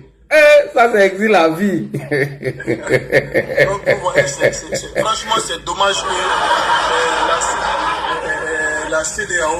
la CEDEAO a provoqué toute cette situation, qu'aujourd'hui c'est la Côte d'Ivoire qui prend les pots cassés, parce que le président Alassane Ouattara, quelle que soit sa force qu'il a, ne veut pas faire du mal à quelqu'un. C'est quelqu'un qui a décidé, quel que soit qu'il souffre toute sa vie, mais ne veut pas faire du mal à personne. On l'a vu avec Gbagbo. Qu'est-ce que Gbagbo ne lui a pas fait? Tentative de meurtre, et ils ont reconnu, brûlé sa maison devant lui pendant qu'il était au balcon. Il regardait tout ça, tout ce qu'il a subi, Quand il regarde finalement le personnage, le président Alassane Ouattara ne sait que construire et jamais faire du mal à personne. Franchement, même vous voyez que les arrestations de quelqu'un, depuis 007, tout ça, si là il n'était pas sorti, pour montrer que voilà, des gens font ça. Ils n'allaient pas bouger parce que le président même les menace déjà, il n'est pas bougé. Et donc, on est dans ça, et c'est malheureusement, sinon c'est pas eux seulement qui ont fait des coups d'État. On voit le gars de la Guinée, il a réussi sa transition, il a fait une élection vite fait, il s'est mis là. Le gars de Gabon, eux aussi, ils ont fait des trucs bien après eux là. Mais eux, ils sont tenus parce qu'il y a quelqu'un qui s'appelle Soro Guillaume. Et tant que ce opportuniste-là les tient entre ses griffes, ces pays-là ne sortiront jamais de ces transitions-là. Jamais. Quitte à ce que les terreurs prennent 90% ou ta. Ce sont des gens qui ont signé des pactes avec les gens. Vous avez vu, pour chuter sur ça, avec les déclarations de Konaté Zié, tous ceux qui vont avec Soro, ils te font jurer d'abord sur ce que tu crois, avant de signer avec lui. Et aujourd'hui, grâce à lui, ils ont l'air AES, ils ont l'air tout. Vous croyez qu'ils vont le laisser? Ils ne vont pas le laisser, hein.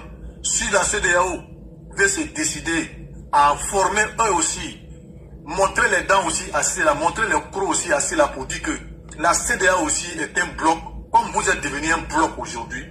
Si vous touchez à un millimètre de territoire d'un pays de CEDEAO, comme le fait l'OTAN, vous aussi vous serez frappé dans la foulée. Et si on fait déjà des déclarations à cela, je pense qu'ils vont se calmer. Parce qu'il faut que la CEDEAO arrête de montrer cette désunion. Il faut que la CEDEAO sanctionne sévèrement l'attitude des Togolais, qui sont ceux-là qui participent à les réunions de CEDEAO et qui vont vendre la mèche à ceux-là. On ne veut pas amitié où tu es un pied dedans, un pied dehors. Si tu es avec l'AES, va avec l'AES. C'est Ténougou qui nous a mis dans tout ça là. Ténougou. Voilà. C'est Ténougou. Voilà. Mais c'est ça. Donc, il faut vraiment que la CEDEAO sort maintenant les muscles aussi pour montrer à ces bandits-là que leur coup d'État, ils l'ont fait dans leur pays, et que ce n'est pas sur toute l'Afrique de l'Ouest que leur Kalachnikov peut faire régner leur loi. Je vais m'arrêter là, je merci beaucoup. Merci beaucoup, merci. Qui prend la parole? Il y a Élément qui est là, il y a tout le monde.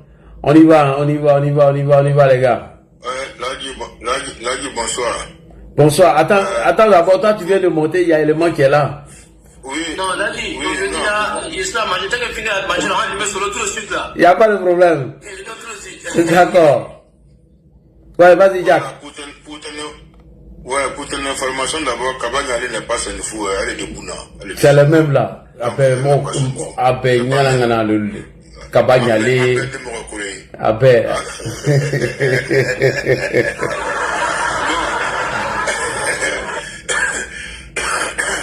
Bon, là, d'abord, je vous donne une petite information qui s'est passée devant moi directement sur un panel. Face qu'on doit le connaître, un certain Merlin, un PPACI, qui a dit sur un panel ce soir que le président Ouattara cherche Palab avec Tiani, et que s'il cherche Palab, n'a qu'à dire, ils vont montrer sa localisation, Tiani va le bombarder. Donc partout, je vous dis, où trouver Merlin sur un panel, posez-lui la question. Est-ce qu'il a fini de montrer la localisation? Parce que moi je dis, je vais commencer à montrer la localisation de sa maman et son papa, et de ses frères à Abidjan et au village. On va commencer par eux, aller terminer là où il connaît. Et je l'ai dit, s'il ne sait pas que ce Tiani là, c'est dans les rayons de Zélo, qui a eu héritage comme la mendicité, où il y a 3000 Aoussa en Côte d'Ivoire qui sont mendiants, qui soutiennent là. Moi je veux dire ça, que son héritage c'est la mendicité, c'est pourquoi il a tant comme rayon. Point barre. Maintenant, un gros mendiant comme sur le Paris qui le soutient, il a cassé des verres avant-hier. Ils vont couper dans son salaire. Oui. Il y a des clients qui sont partis avec des fourchettes. Au lieu d'aller compter fourchettes, de venir s'asseoir, que là, les gens n'ont pas sorti. Mais ce n'est que 2 personnes qui ont doublé vos sommeils. Deux personnes, 2 guerriers. Et à l'issue de cela, sont sortis faire un communiqué que ce n'est que le départ de leur action. C'est-à-dire que la deuxième action qu'ils vont mener sera tout fait, tout flamme. Et apprêtez-vous et attendez-les, ils vont venir. Parce que j'ai confiance en eux. Et je les soutiens à chaque heure, chaque seconde que le chrono tourne, que le chemin frappe. Ils ont frappé à l'aéroport, ça c'est petit. Ça sera devant la présidence. Apprêtez-vous, vous allez les attendre. Oui. Comme vous, les opposants radicaux là, qui soutenez ceux-là, les gens de l'AUS, venez déstabiliser la Côte d'Ivoire, pour nous mettre dans la souffrance. Pendant qu'un monsieur se bat durant toute sa vie pour apporter la joie et la gaieté dans le cœur des Ivoiriens. Mais vous, ça ne vous plaît pas. Mais Merlin, je te dis, moi et toi, ensemble, dans tous les panels, où il est passé la j'ai cité ton nom. Tu dis que tu es un juriste, non? Mais un juriste de ton état, mais je veux dire appeler les juristes du monde entier de pouvoir arracher leur accrédité avec toi parce que tu n'es pas un jury. Et sur le même panel, on aura appris que tu as créé une église chez toi. Toi, tu as l'aventure. Toi, tu as créé une église. Mais je me pose la question, quel est le livre saint qui lit devant tes fidèles? Non. Toi, tu es la descendante d'un maudit. Oui, comme Tiani. C'est de ça qu'il s'agit. Qui est vaincu au nom du diable, pas au nom de Jésus. Non. C'est de ça qu'il s'agit. Parce que un homme comme ce monsieur, il est incapable. Faut le laisser. Tu vas faire les gens vont aller s'abonner à sa page. Pardon. Les gens vont aller s'abonner à sa page pour rien. Non, ils ne vont pas s'abonner. C'est le quoi? Pardon. Les gens ne peuvent pas, moi je ne serai pas quelque part, puis ils vont venir insulter le président Ouattara, puis je l'ai insulté là-bas, il est partout, il est passé, il a cité son nom. C'est Tiani, c'est pas, non, c'est lui et Tiani, ils sont en train d'insulter. C'est de ça qu'il s'agit. Ce Tiani peut créer quoi? S'il pouvait créer quelque chose, il n'allait pas fuir avant Tiani aller se coucher au Mali, puis revenir s'arrêter à l'aéroport. L'aéroport qu'on envoie là, ressemble au petit village que l'armée ivoirienne est partie instaurer l'autorité de l'État là-bas, en mettant le drapeau en haut. L'aéroport d'un pays. C'est de ça qu'il s'agit. Tiani peut gérer quoi?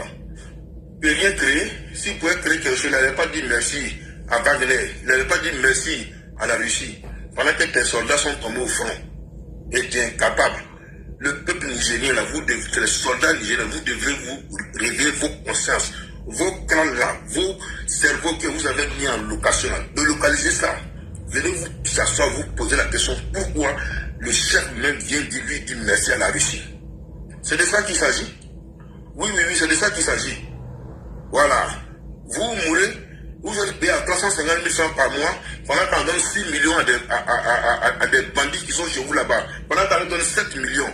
Et en tout des propagandistes qui sont là, des laveurs d'assiettes, qui se trouvent à Paris, ils sont au laver l'assiette des gens, ils sont aussi là pour dire le peuple n'a qu'à sortir. Vous ne pourrez rien créer avec votre Guillaume Soro là. Rien à la base. L'air de chameau là, il va boire quand son ventre sera ballonné. Et il ne pourra rien créer. Et après lui là, va venir un autre même lâcher. Après Ouattara là, on va mettre son petit frère. Après son petit frère, on va mettre son fils. Et c'est parti pour vous. L'exil là, c'est à vie pour vous. Vous n'allez jamais mettre pied en Côte d'Ivoire ici. Vous venez détruire le pays. C'est impossible. Bande d'enfoirés. Ok. Merci beaucoup. Merci beaucoup, Jack. Alors, Dieu merci. Hier, tu as vu, non, je t'ai dit d'attendre. On a qu'à écouter la voix officielle. Tu as vu, quand on vient de taper fort, là. Dieu merci, est là? David. Oui. Ouais, je suis là. Bonsoir. Voilà. Tu vois, mais finalement, c'est moi qui ai raison sur vous. Non, moi je t'ai dit, il faut suivre la voie officielle. Il ne faudrait pas qu'on soit extrémiste dans l'âme. C'est ce que je t'ai dit. J'ai rien dit du contraire. Voilà. Ce que j'ai dit là, c'est ce qui est en train de se passer. J'ai dit, il faudrait que les autorités lèvent le ton maintenant. Parce que la Côte d'Ivoire ne doit pas rester comme ça et puis sans que les gens ne nous respectent. Et c'est moi, c'est ce qui s'est passé. Et c'est la voix de la majorité aujourd'hui des Ivoiriens. Voilà, donc moi j'ai pas dit de chasser les Aoucha. Moi j'ai pas dit ça. Non, parce que j'ai eu Fasco hier soir, il était en train de raconter de n'importe quoi. Non, arrête les attaques personnelles, s'il te plaît. On n'est plus à ce stade, s'il te plaît, s'il te plaît. Non, arrête les attaques personnelles. Prononce-toi sur le sujet. Là, vraiment, j'ai pas aimé, parce que moi j'ai été modéré, mais quand il est venu là, fait près de 30 minutes en train de parler de moi.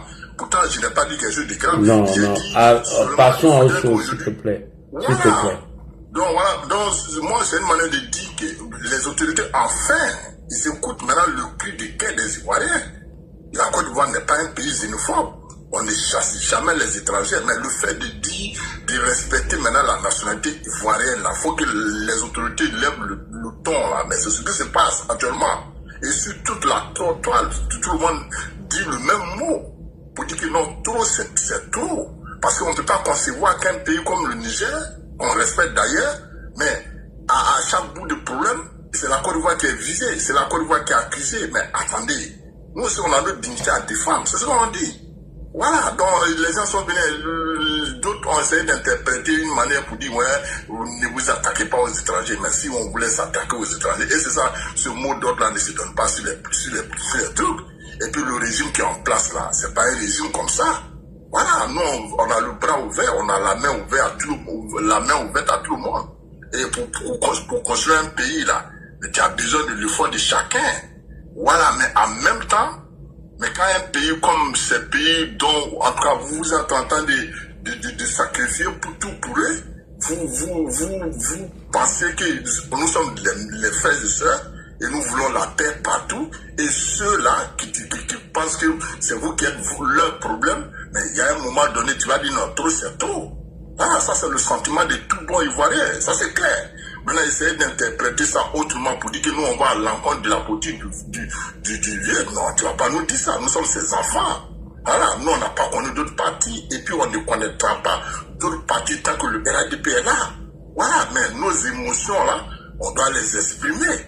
Voilà, si cela va faire de nous les Ivoiriens radicaux, mais on l'assume, parce que c'est la seule nationalité que Dieu nous a donnée. Les autres, maintenant, on peut se naturaliser, mais ce qu'on a comme d'origine là, c'est la nationalité ivoirienne. Donc, on va la défendre jusqu'au dernier goût de notre sang. Ça est dans ça, ce slogan là, c'est ce sentiment là, coule dans les veines de tout bon Ivoirien. Nous, on n'a pas d'autre chose à défendre plus que la Côte d'Ivoire. Après la Côte d'Ivoire, les autres arrivent. Maintenant, le deal, c'est pas un crime. Voilà, ce qui s'est passé là, ça fait mal à tout le monde. À tout bon Ivoirien, qu'un chef d'État, un putschiste, qui n'a jamais été élu par son peuple, qui n'a jamais représenté de manière officielle sa population, et se lève comme ça, il vient accuser un homme d'État, un président de la République comme M. Alassane, qui vient d'être élu fraîchement par la majorité de ses concitoyens, et puis un individu qui de nulle part venir l'accuser, et puis nous qui sommes ses enfants, là, on va se tarer sur les panels pour dire non, le vieux, vous nous a fait comme ça, si on fait comme ça, on n'est pas d'accord avec la politique dans la... À la fin, là, c'est les gens qui ont voté pour lui. Voilà, nous, on est prêts à nous sacrifier pour ça. Tant qu'ils rêvent de développer la Côte d'Ivoire, ils rêvent pour la stabilité de la Côte d'Ivoire, la paix en Côte d'Ivoire, mais il faut des enfants comme nous autres là, pour dire oh, ce que les gens ne pensent pas. Maintenant, si ceux qui ont des multiples nationalités qui pensent qu'aujourd'hui ils peuvent avec nous et puis demain c'est taré d'autre côté, ça c'est leur choix. Mais nous, on ne dit pas nous, oui aujourd'hui et puis avaler ça autrement. Voilà, c'est ce que moi j'ai dit hier. Donc, si on veut réellement voir, le temps m'a donné raison aujourd'hui là, mais le temps a été levé pour convoquer leur ambassadeur en Côte d'Ivoire. Et c'est ce qu'on a dit. Et ça aussi, ça fait partie du respect d'une nation comme la Côte d'Ivoire. C'est pas comme avant où on se taisait dessus, on fait les murmures sur les panels. Non, on n'est plus à cette époque. Et puis j'ai entendu quelqu'un dire ici hier que oui, alors leur population, ils n'ont rien à voir dedans. Alors dans ce que ces chefs d'État là engagent, là ça n'engage que, mais ça sont les raccourcis. Ils sont sortis de la CEDEAO là. Leurs populations ne sont pas manifestées, Ils ont approuvé. Et la preuve est là, quand ils appellent à ces soi-disant populations civiles là, mais ils se regroupent pour les soutenir. Alors ils sont sortis de la CEDEAO. Alors on nous dit non, il ne faut pas leur appliquer la carte de séjour parce que ce n'est pas leur population qui ont choisi ça. Mais quelle est cette analyse un peu perdue là? Mais nous sommes de la CEDEAO, si tu n'es pas d'accord avec notre communauté, mais tu payes les frais. Voilà, c'est partout d'ailleurs, partout au monde. Tu n'appartiens pas à une communauté, tu vis dans cet espace-là, mais il y a des droits qui te sont imposés. Voilà, ça la communauté de dire, bon, vraiment, laissons-les, mais on ne va pas dire que non, ça c'est un droit pour eux. Oui, leur chef d'État là, on ne doit pas les faire, on ne doit pas faire payer les petits de leur chef d'État à la population. C'est ça, nous on dit, on n'est pas d'accord. S'ils ne sont pas d'accord avec leur chef d'État, de la manière ils se lèvent pour les soutenir là, ils peuvent se lever même s'ils ne le font pas dans ces pays qui sont pris en otage, mais ils sont à la diaspora, ils peuvent se lever pour dire, ah vraiment, nous qui sommes à Abidjan, ou bien nous qui sommes à Conakry, ou bien nous qui sommes à Accra, nous ne sommes pas d'accord avec ce qui se passe dans nos pays. Là, on peut comprendre. Mais ils sont en train d'applaudir, c'est eux qui financent ces putschistes-là.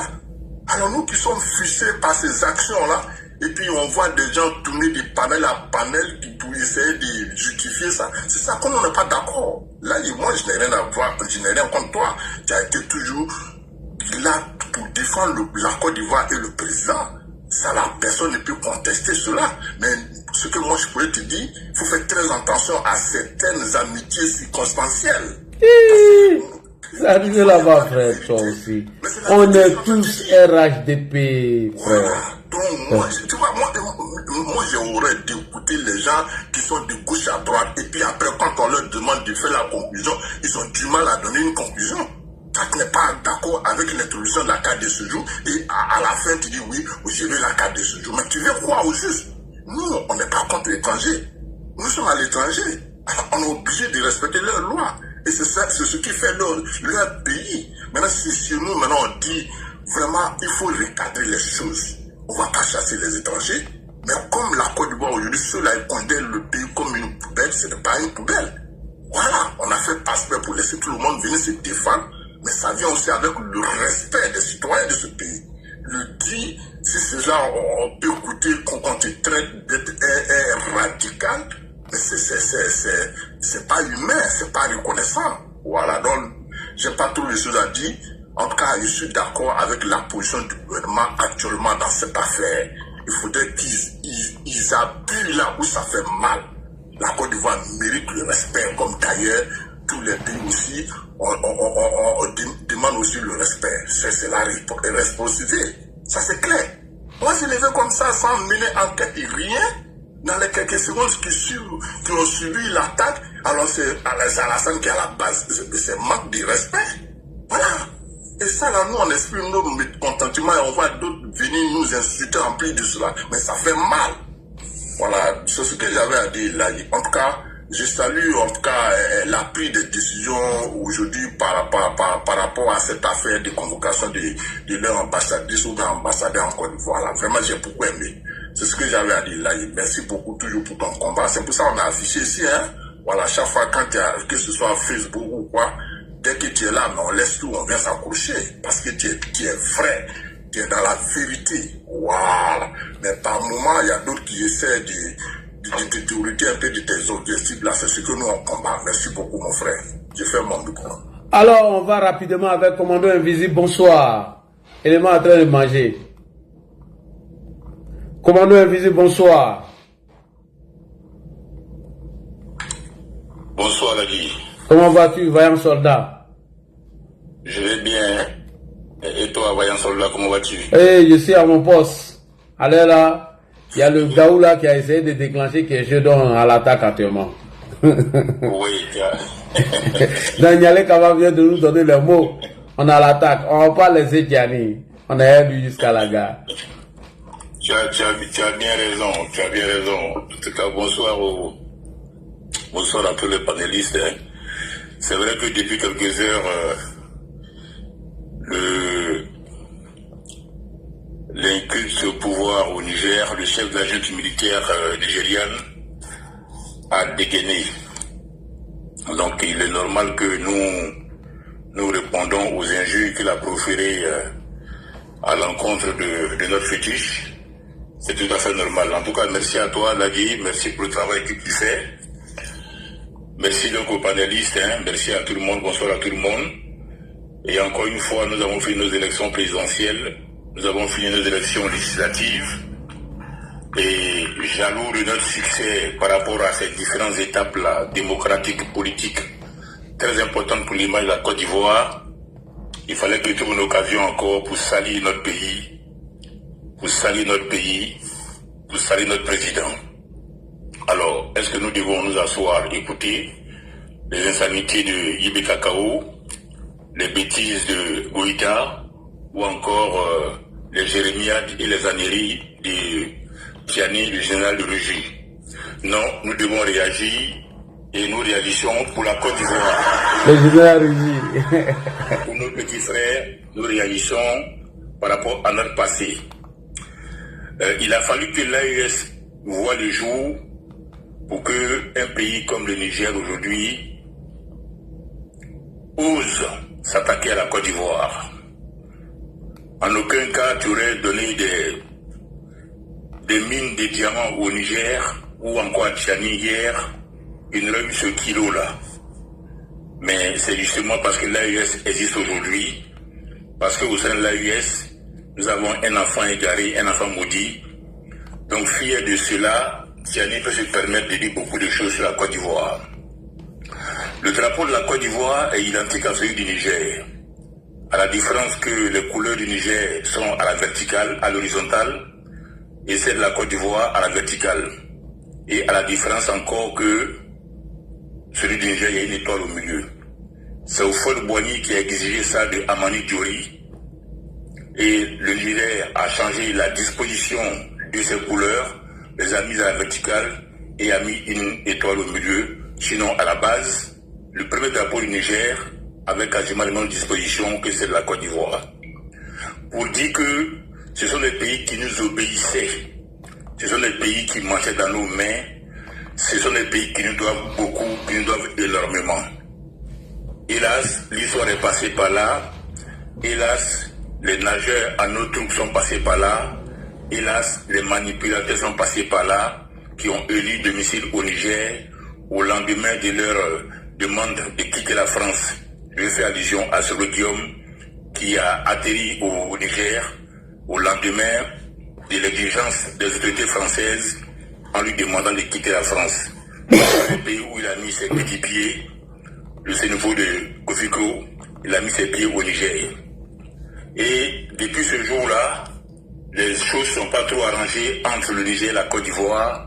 Et quand Bazoum est tombé, pris en otage donc par la junte militaire de Tiani, les choses ne sont pas arrangées. Donc les propos aujourd'hui que Tiani tient, ça fait partie d'une suite. Sinon Tiani, il a fait partie du contingent de l'ONU en Côte d'Ivoire. Il a fait partie des soldats de la CEDEAO qui est en Côte d'Ivoire. Donc Tiani connaît bien l'hospitalité ivoirienne, il connaît plus ou moins la mentalité des Ivoiriens, il sait ce que nous pouvons faire, il sait ce que nous ne pouvons pas faire.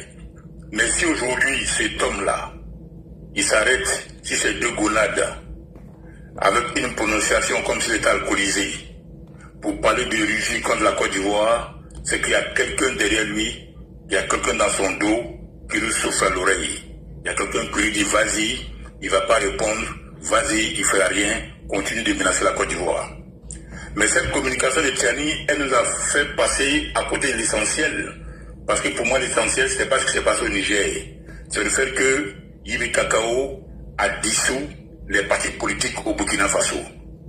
Et dans un système de communication, on dit quoi? On s'occupe du Niger, mais c'est vrai.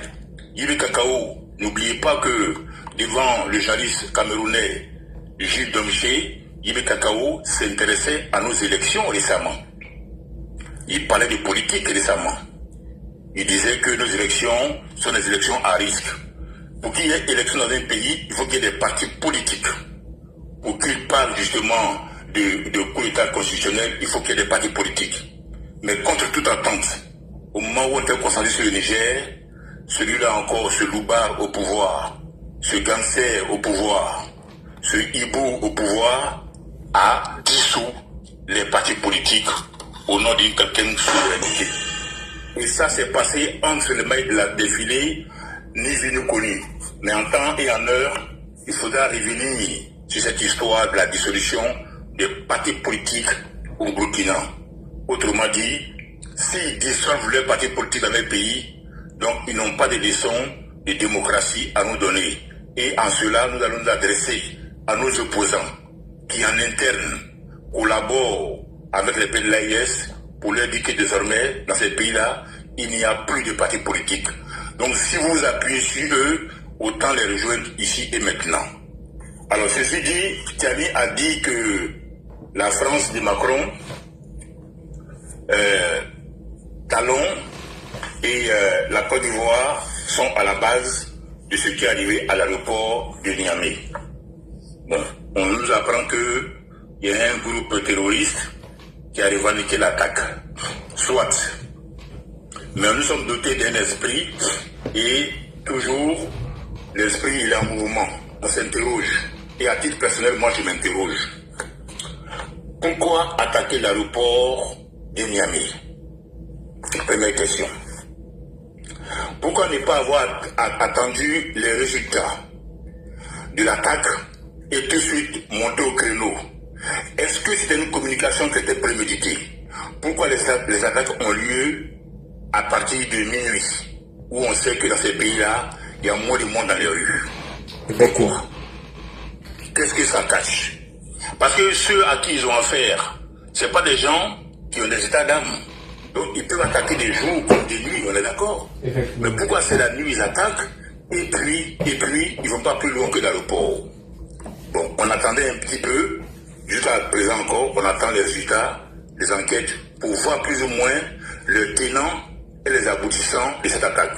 Ce que nous savons, c'est qu'à cet aéroport-là est stocké presque 1000 tonnes d'uranium, qui est un objet de litige aujourd'hui entre la junte militaire nigérienne et Areva. Alors, ceux qui ont attaqué, est-ce qu'ils avaient intérêt à justement anéantir ou à toucher ce stock-là? S'ils ne l'ont pas fait, me pose encore la question, qui est vraiment à l'origine de cette attaque qui a lieu au Niger? Parce que pour quelqu'un qui n'a rien dans la tête, qui n'a rien prévu, qui n'a pas un agenda caché, quand il y a de telles attaques, on prend le temps de regarder, de lire entre les lignes, d'observer et de faire une communication. Mais au lendemain, quelques heures après, Tiani sort et tout de suite il connaît le bouc émissaire. C'est Talon, c'est notre fétiche, Alassane Ouattara, et c'est la France. Donc, dans cette déclaration de Tiani, il faut que tout le monde comprenne que sans le savoir, Tiani nous a appelés à la vigilance. Doublement. Il nous a appelés à la vigilance parce que les pays qu'il a cités, il a cité le Bénin, il a cité la Côte d'Ivoire. Mais ce n'est pas de façon anodine qu'il a cité le Bénin et la Côte d'Ivoire. Un pour le Bénin.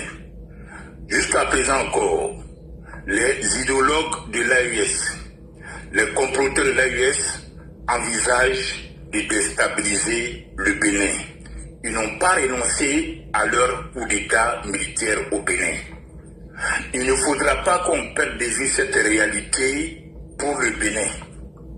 Il peut y avoir des événements au Mali, au Burkina, au Niger.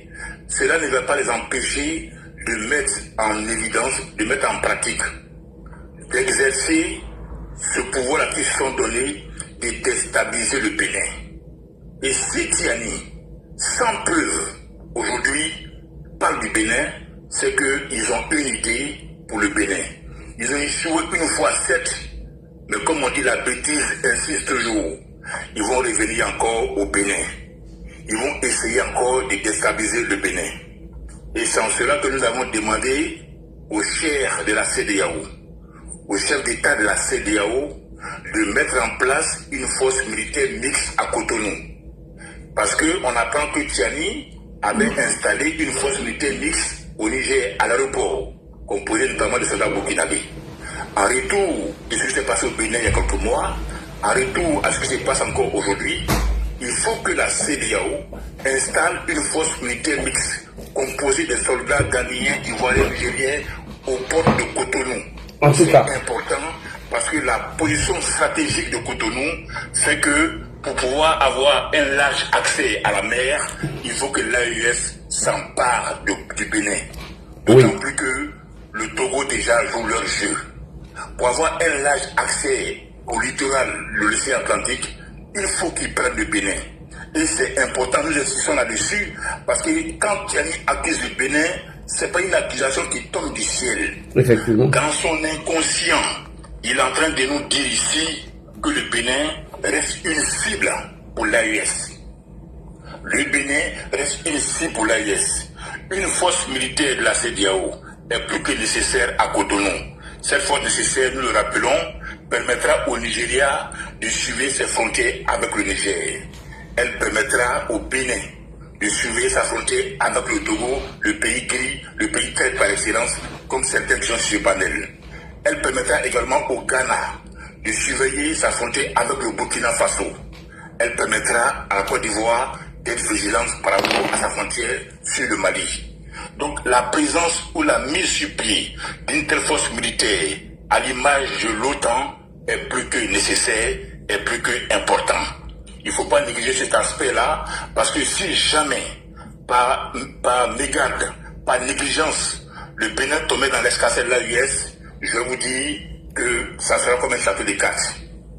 Parce qu'ils vont désormais creuser le fossé entre les deux pays anglophones, que sont d'une part le Ghana et d'autre part le Nigeria, et vont s'implanter entre ces deux pays-là, pour justement fragiliser les pays qu'on appelle la Côte d'Ivoire. Donc c'est important. Donc quand il dit Tiani fait un aveu. Il dit aussi qu'il vise la Côte d'Ivoire. Effectivement. Après le Bénin, il cite le président Alassane Ouattara. Donc pour dire quoi? Qu'ils n'ont pas renoncé à leur tentative, à leur projet de déstabilisation. Mais comment ils vont arriver? Parce qu'on voit que l'armée ivoirienne est dans de bonnes dispositions. Et on voit aussi que les renseignements ivoiriens sont à l'œuvre. Le travail est fait et bien fait. Alors, comment ils vont arriver? Ils vont arriver justement en suscitant certainement la colère des Ivoiriens. Parce qu'aujourd'hui, on parle de la carte de séjour. Justement, il y a des gens comme Assali Tiomoko, qu'on appelle les populistes, qui n'attendent souvent que ces occasions-là pour se réveiller. Des gens comme le PPAC des Gbagbo attendent ces occasions-là pour se réveiller. Moi, j'estime que la carte de séjour, elle doit intervenir en dernier recours. Ça veut dire quoi? Dans un premier temps, face aux accusations de Tiani, nos autorités, que ce soit dans le grand cycle de Yamoussoukro, celui d'Abidjan, nos gouverneurs par excellence, que ce soit Bakongo, que ce soit le gouverneur Thiam, que ce soit même aussi en dehors de ces deux, que ce soit à Kaloa, les préfets, à Odéné, tout ce qui est mendiant, rattaché au pays de l'AES, il faut que l'État de Côte d'Ivoire se donne les moyens de les récupérer pour ne pas dire de les ramasser et de les conduire aux frontières avec l'appui et la collaboration de leurs ambassadeurs. Ça, c'est du 1. C'est hyper important parce que ces gens-là sont comme des guetteurs. Ils guettent les sorties, ils guettent les rentrées de nos dignitaires, de nos ministres, de nos personnalités. Ils ne sont pas là seulement pour tendre la main, ils sont là aussi pour faire un rapport quotidien d'une façon ou d'une autre avec l'ambassadeur. Et ceux-là, pour ne pas le dire, ils polluent quasiment le travail qui est fait parce qu'ils sont là, ils tendent la main avec des enfants en bas âge et tout ça pour l'image d'un pays comme la Côte d'Ivoire, ça ne passe plus, ça ne peut plus partir. Il faut déjà récupérer tous ces mendiants-là qui sont très souvent au jeu de la CEDEAO et les remettre, à défaut, les conduire vers les frontières. Ça, c'est ce qu'il propose. Deuxième chose, il faut instaurer des visas. Il faut instaurer des visas entre la Côte d'Ivoire et ces zones de l'AES. Je l'appelle zone de l'AES parce que pour moi, ce ne sont plus des pays, ce sont des zones. Même si cette mesure, elle est temporaire, même si cette mesure-là, elle correspond au contexte de crise politico-diplomatique de l'instant, il faut instaurer des visas entre la Côte d'Ivoire et les zones de l'AES. Ces zones-là se sont retirées de façon unilatérale, volontairement, de la CEDEAO. Donc par conséquent, il faut instaurer désormais des visas. C'est-à-dire que tu veux venir en Côte d'Ivoire, tu es du Niger, tu es du Mali, tu es du Burkina, on va t'imposer un visa que tu vas aller demander à l'ambassade de Côte d'Ivoire dans ces pays-là encore, si notre ambassade n'est pas fermée. Ensuite, même si c'est une mesure temporaire, il faut l'imposer. À côté de ça aussi, il faut accompagner cette décision d'instaurer de visa à une fermeté, pour ne pas dire une surveillance accrue de l'immigration à nos frontières. Effectivement. Et ça c'est important. Il faut que nos frontières aujourd'hui soient des forteresses. Il ne faudra pas qu'on ramène des gens chez eux au nom de la mendicité et qui franchissent les frontières pour entrer. Il faut donner les moyens aux forces de l'ordre, il faut déployer les moyens, comme certains pays l'ont fait, afin que nos frontières soient des sanctuaires, soient sécurisées, hyper sécurisées. Comme le Ghana le fait. En quatrième position maintenant, on peut penser à la carte de séjour qui est l'ultime recours, comme nos forces spéciales. Lorsque ces mesures-là, la reconnaissance des mendiants à nos frontières, l'instauration des visas entre la Côte d'Ivoire et les zones de l'AES, lorsque la fermeté à nos frontières par rapport à l'immigration clandestine, lorsque ces trois mesures-là vont montrer les insuffisances, en ce moment-là, on peut pousser, appuyer avec la carte de séjour. Et même si ces trois mesures sont productives, elles donnent de bons résultats, rien n'empêche nos autorités, justement, de pousser, d'enfoncer le clou avec la carte de séjour. Parce que pour la carte de séjour, si on va directement à la carte de séjour sans passer par ces mesures-là, on va donner du grain en moudre aux populistes. Les populistes, c'est Assali Timoko, c'est André Sylvain Kounan, c'est le PPACI. Parce qu'en 90, quand le président Alassane Ouattara, il prend une série de mesures, parmi lesquelles la carte de séjour, l'objectif est clair, c'est de renflouer les caisses de l'État de Côte d'Ivoire. Et cela a permis justement au PDCI de rester au pouvoir, où il faut départir dans la dignité, et cela a permis surtout à la Côte d'Ivoire de tenir, de faire face à ces charges. Mais des années après, ce sont ces mêmes du PDCI-là qui ont transgressé l'utilité de la carte de séjour.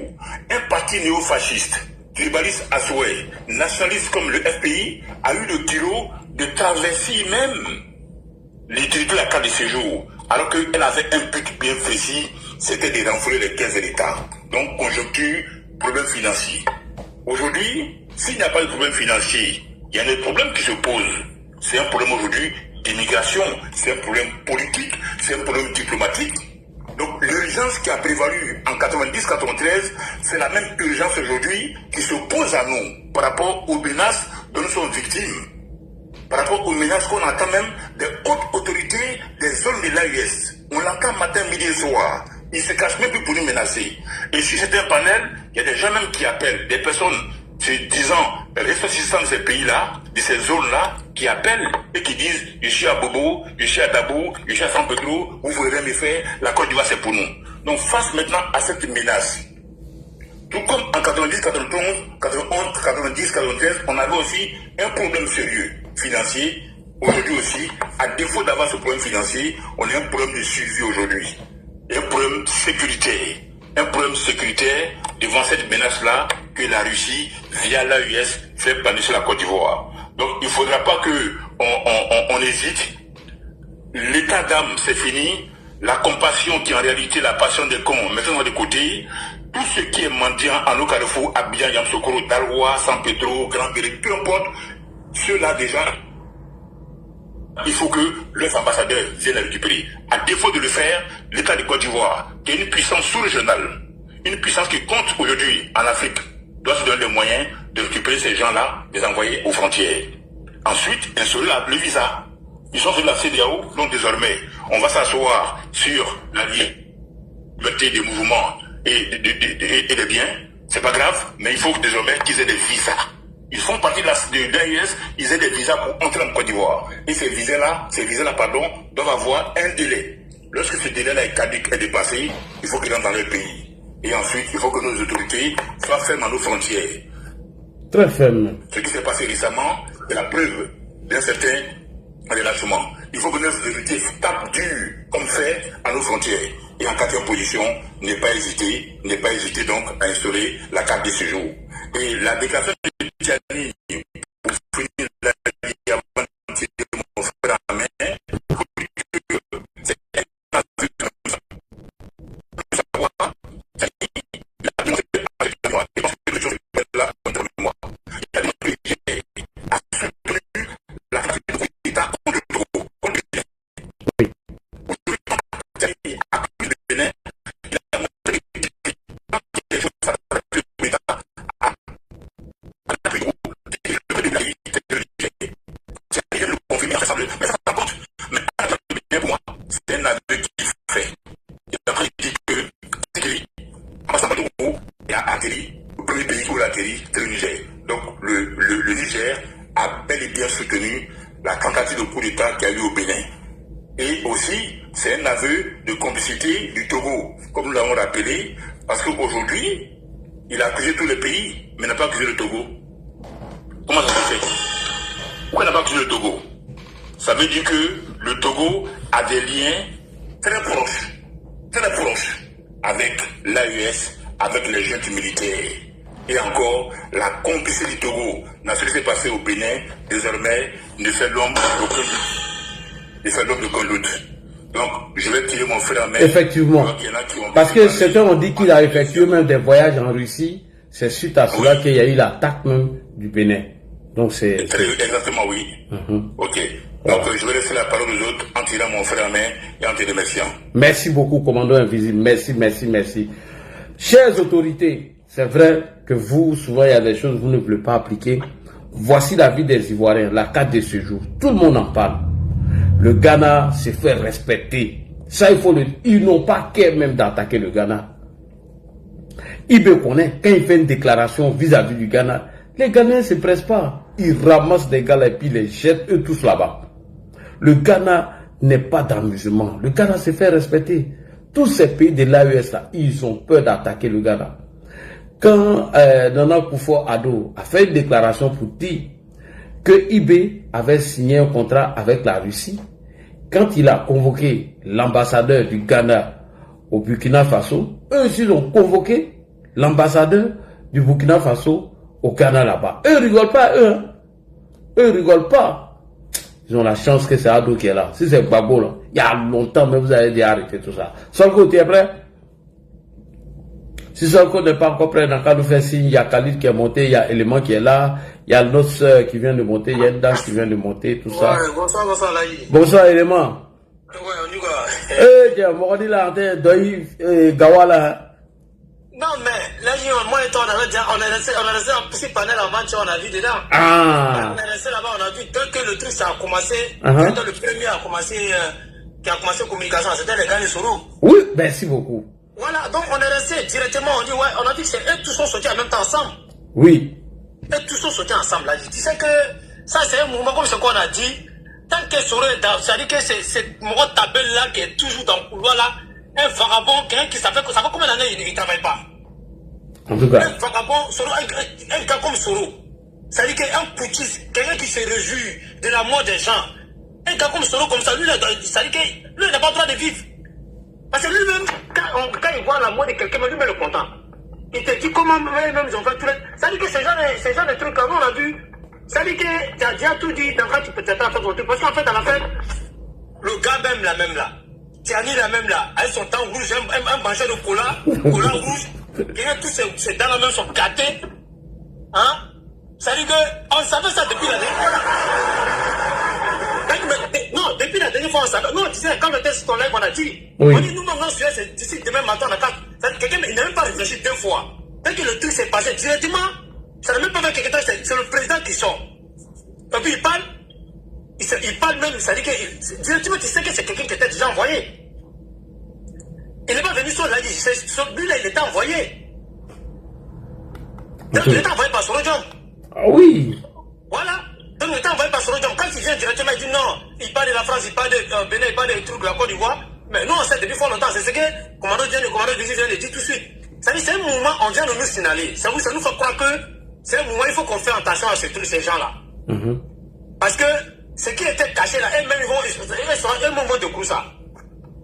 Là, c'est ça, Tiani vient de Dokourou. Oui. Ben, on remercie la ministre parce que, moi, ça dit qu'on vient de convoquer l'ambassadeur parce qu'il faut qu'on leur dise que nous, actuellement là, on n'a pas état d'âme, comme ce que tu viens de dire. Ça dit qu'il faut qu'on mette, non, objectif, il faut qu'on mette cas de séjour en nos pistes, les cas de l'AIS là. Ah. Non, on a dit sur le mec attaque là. Ils vont payer cher là. Non, ils n'ont qu'à payer. Ils n'ont qu'à payer. Parce que c'est eux-mêmes, quand il y a un problème, c'est eux-mêmes qui sortent. C'est les mêmes communicants de l'AIS qui sortent, qui vont s'attaquer le président, qui reçoit le président. Donc imagine eux-mêmes là, eux-mêmes, si on met cas de séjour, j'ai l'impression que non, parce que si on met cas de séjour, ils ont les parents là-bas, c'est eux qui prennent eux-mêmes, l'argent qu'on les donne, c'est même l'argent qu'ils prennent pour donner à leurs parents à Abidjan. Oui, oui. Donc comme c'est comme ça, si les parents même payent un cas de séjour 500 000 ou 1 million, nous de toute façon, côté ça là, nous ça nous arrange, nous on veut. Maintenant côté frontière aussi, il faut que notre autorité, les militaires, les gendarmes, tout, il faut qu'ils s'occupent. Ça veut dire qu'il faut qu'ils vérifient bien. Parce que tu vois l'enfoiré, dès que le truc s'est passé, le monsieur Cavaro, lui, il est gâteau, il a déçu le gouvernement. Non, ça dit, il a dit, les gens là, ils sont très esprits. Ils sont esprits, hein? Non, c'est sûr, hein. Ils peuvent faire un truc, ça dit, eux tous commencent à faire un truc le lendemain. Ouais. Voilà, et tous commencent à faire un truc là-dedans. Je me rappelle bien, comme on vient de dire, il faut aller. Franck Nyamsi, lui-même, il a déjà confirmé, depuis son arrivée au Niger, Franck Nyamsi a déjà confirmé ça il y a longtemps. Ouais. Il a déjà confirmé ça il y a longtemps. Ça veut dire que tous ces gens-là, nous, ça veut dire que même, quelqu'un même lui-même, son terrible même est plus gros que lui-même.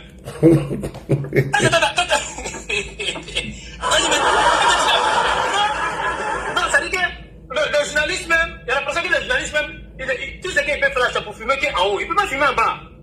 Pas le train, mais gros sur là. Tu vois, ça même là, ça fait. Il est même comme quand il a porté son veste. Le premier jour, il allait. C'est-à-dire que lui, il te dit, même lui, avant de saluer, Tiani, mais il était obligé de faire monter veste. Marche là un peu. Il a fait monter marche là un peu. Marche là un peu. Parce que c'est les gars. En fait, c'est pour ça que tu dis qu'elle-même. Ça, il sait la voix, Soro, c'est pas la peine. Ça, ils seront pas. Tant que Soro vit là-bas, là, dans les 3 pays là, ils vont toujours, ça dit qu'ils vont toujours faire. Ils vont toujours aller chercher les petits, ils vont toujours chercher la Côte d'Ivoire. Parce que tout le problème, c'est la Côte d'Ivoire. Ça dit que, pour distinguer là, ouais, c'est l'élément de la France, tout ça, c'est l'élément de la France, c'est Hassan Ouattara, c'est Hassan Ouattara. Tout le problème, c'est Hassan Ouattara. Je te jure, on n'a pas d'autres problèmes. Non, il n'a pas de problème, hein. Lui qui veut rester au pouvoir là, il dit non, Hassan Ouattara veut nous attaquer. Ben, c'est lui, la France qui veut nous attaquer. Tout ça là, quand il fait comme ça, mais comme les gars, comme les voyants comme ça, ils sont encore deux qui commencent à raconter les choses. Quand c'est comme ça, là, il reste encore, hein. Bon, il est parti pour 10 ans, hein. Hein? Mais là, je te dis, ici, il est. Sauf si un élément vient le faire sauter. C'est que s'il y a un qui a Béo. Non, mais c'est Soro qui va l'enlever. Non, c'est Soro qui va l'enlever. Je ne sais pas les gars. Mais si l'argent de Soro est fini là, le jour que l'argent de Soro va finir là-bas là, Soro il va l'enlever. En tout cas, il est fort dans le chantage, hein. Non, non, les mots là, mais c'est les vrais gawa, hein. Comme un petit nabo bien contre. Non, un petit gawa, quoi, il vient vous manipuler seulement. Alors qu'il n'a personne dans la main. C'est le gars là. En fait, ils ont commencé politique, c'est les Gawa. Mais un moment comme Sorodium, quand il arrive là, Sorodium même, depuis fort longtemps, Sorodium il a Abidjan, mais tout le monde sait que Sorodium c'est un manipulateur.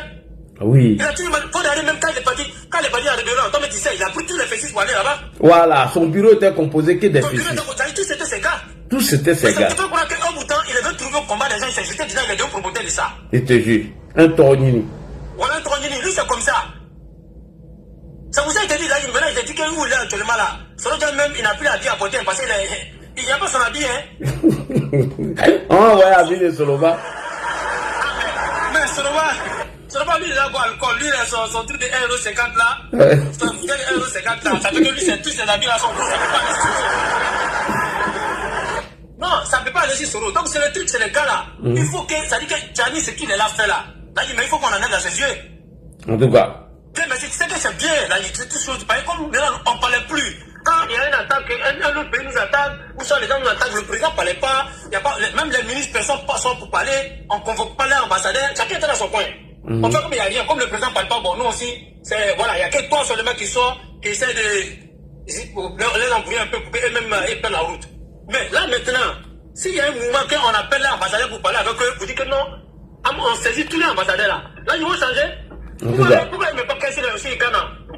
Quand Ghana les Syrie chaque fois là, ils ne mettent pas qu'un Ghana. Ils n'ont pas qu'à. Voilà. En bout de temps, Ghana les attaque à chaque fois. À chaque fois, Ghana les attaque. Quand il prend le Ghana, quand il fait un mouvement, Ghana prend Syrie, il Syrie les Mongols. Quand il fait un mouvement, Ghana Syrie les Mongols. Quand il Syrie les Mongols, vous savez qu'ils sont partis tous les morts, Ghana il veut faire le job en Côte d'Ivoire là. Oui. Quand Ghana les Syrie là, il ne parle plus de ça. Il ne parle plus, il a oublié même. Il a oublié les gars là. Il ne parle même pas de ça même. Ça dit même, c'était le Kabri mort. Il a lancé son courrier, il dit allez-y, checker pour voir si ça va prendre. On se rappelle bien où, d'un moment même, il avait envoyé les gens aussi. Ça dit qu'il y avait les voitures, il y avait les plaques banalisées qui se promenaient à Abidjan. Ouais. Mais là, ces gars-là, ils préparent un truc il y a longtemps. Sorodium là, tout ce qui peut faire que non, on va prendre en Côte d'Ivoire, Sorodium va placer ça. Ouais.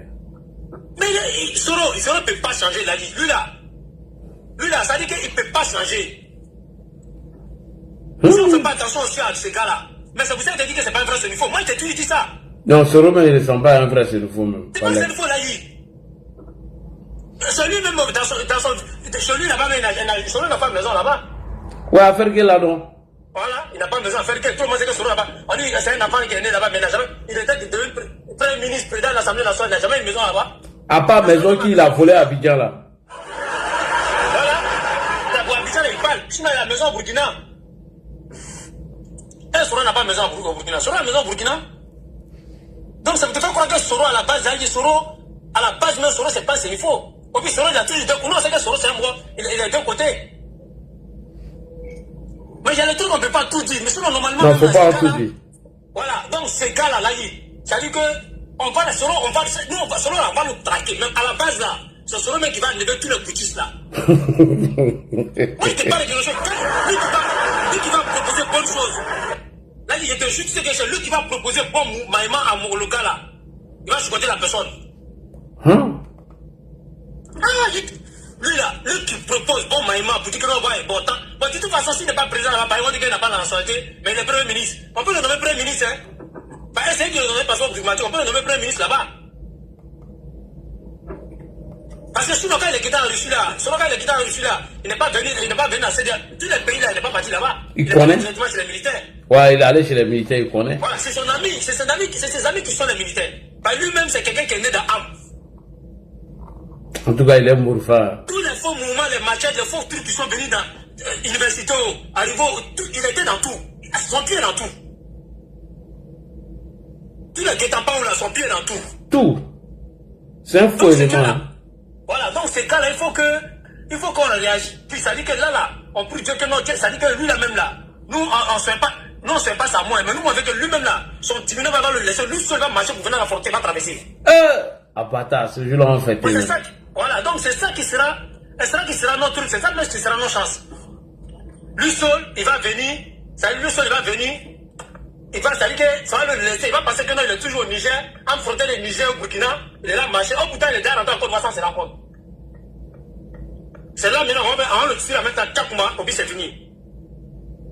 Là maintenant, les bons de l'AIS là, on va commencer à les allumer maintenant. Parce que l'AIS là, c'est quelque chose, il faut qu'on mette cas de ce jeu. C'est ça seulement qui fait, entre nous et c'est là, qui peut faire la différence. Sinon, c'est là. Là, c'est là, c'est pas le bon, c'est mon retour. Moi, je te dis que c'est là, c'est pas mon retour. C'est là, c'est les gars qui sont pas humains. Parce que si on te dit, c'est même les gars même qui sont en prison là-bas, ils sont beaucoup. Ah oui. Et même les gars qui sont en prison là-bas, ils sont beaucoup. Donc, c'est les gars là, il faut que, là, moi, c'est qu'il peut ajouter. Oui, élément. Tout ce qu'on peut faire actuellement là, voilà. Donc, moi, je dessus. Ouais, là, on doit donner la parole à Solko. Voilà, donc, moi, je dessus là, il faut que, tout ce qu'on peut faire en plus, tu n'as pas de se donner lui-même. Voilà, ok, merci donc, beaucoup. Moi, il va arrêter là, merci beaucoup, merci, élément. Alors, Solko, bonsoir. Oui, bonsoir, Ladi. Bonsoir. Tout le monde, en tout cas, merci pour les différentes interventions. Bonsoir. D'abord, Ladi, tu sais, moi, d'abord, quand j'ai vu le truc du ministère des Affaires étrangères, j'étais content. Voilà, donc, et ça m'a rappelé ceci. Le plus fort n'est jamais assez fort. Oui. Il transmet sa foi, son loi et son obéissance à devoir. En fait, la Côte d'Ivoire est une nation très forte. Et d'abord, on part sur les lois. Maintenant, quand tu ne veux pas respecter ça, faut venir, on va s'affronter et puis tu comprendras. D'abord, déjà, il y a un adage qui dit qui aime la paix prépare la guerre. Effectivement. Et tout le monde sait combien de fois la Côte d'Ivoire est équipée. Et on a une armée, en tout cas républicaine, une armée très professionnelle. Voilà. Si cette armée, si la Côte d'Ivoire n'était pas équipée, si la Côte d'Ivoire n'avait pas, en tout cas, une force pour défendre son territoire, il y a longtemps, ceux-là, ils ont essayé de nous attaquer. Je jure, il y a longtemps. Mais ils savent qu'ils ne peuvent pas, en tout cas, ils ne peuvent pas jouer dans cette cour-là. Voilà pourquoi ils essaient par les voies interposées ou même par les choses interposées, essayer de nous embrouiller. D'abord, Tiani, moi je pense que Tiani c'est un TikToker. Tous ces voyous de l'AES là sont des TikTokers. Franchement. Parce que son intervention, quand on a tous écouté, il n'y a pas de différence entre cette intervention là et ce que les moyens font sur les réseaux sociaux. Et ce que les soutiens de ces voyous-là font sur les réseaux sociaux. Il n'y a pas de différence. Parce que matin, midi et soir, c'est la France, c'est la Côte d'Ivoire, c'est le Bénin.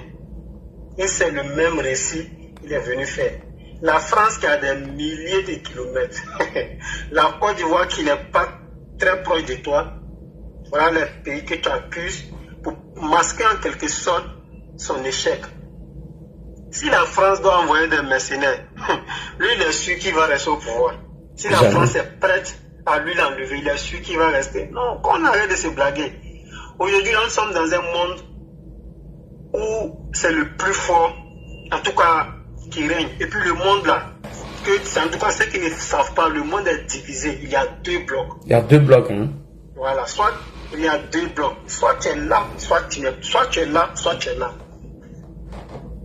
Et le bloc qui domine là, la France est sur ce côté. Nous était le voyou qui est en train de excusez-moi. C'est que moi j'ai des problèmes. Nous était le salaud qui est en train de mélanger le monde actuellement. C'est lui. Sinon, ces deux blocs là. Il y a le bloc occidental et puis il y a le bloc soviétique. Et les blocs soviétiques, ce sont des chanteurs, ce sont des TikTokers. Quand Poutine faisait son one-man show, est-ce qu'une fois Joe Biden a répondu? Il n'a pas répondu.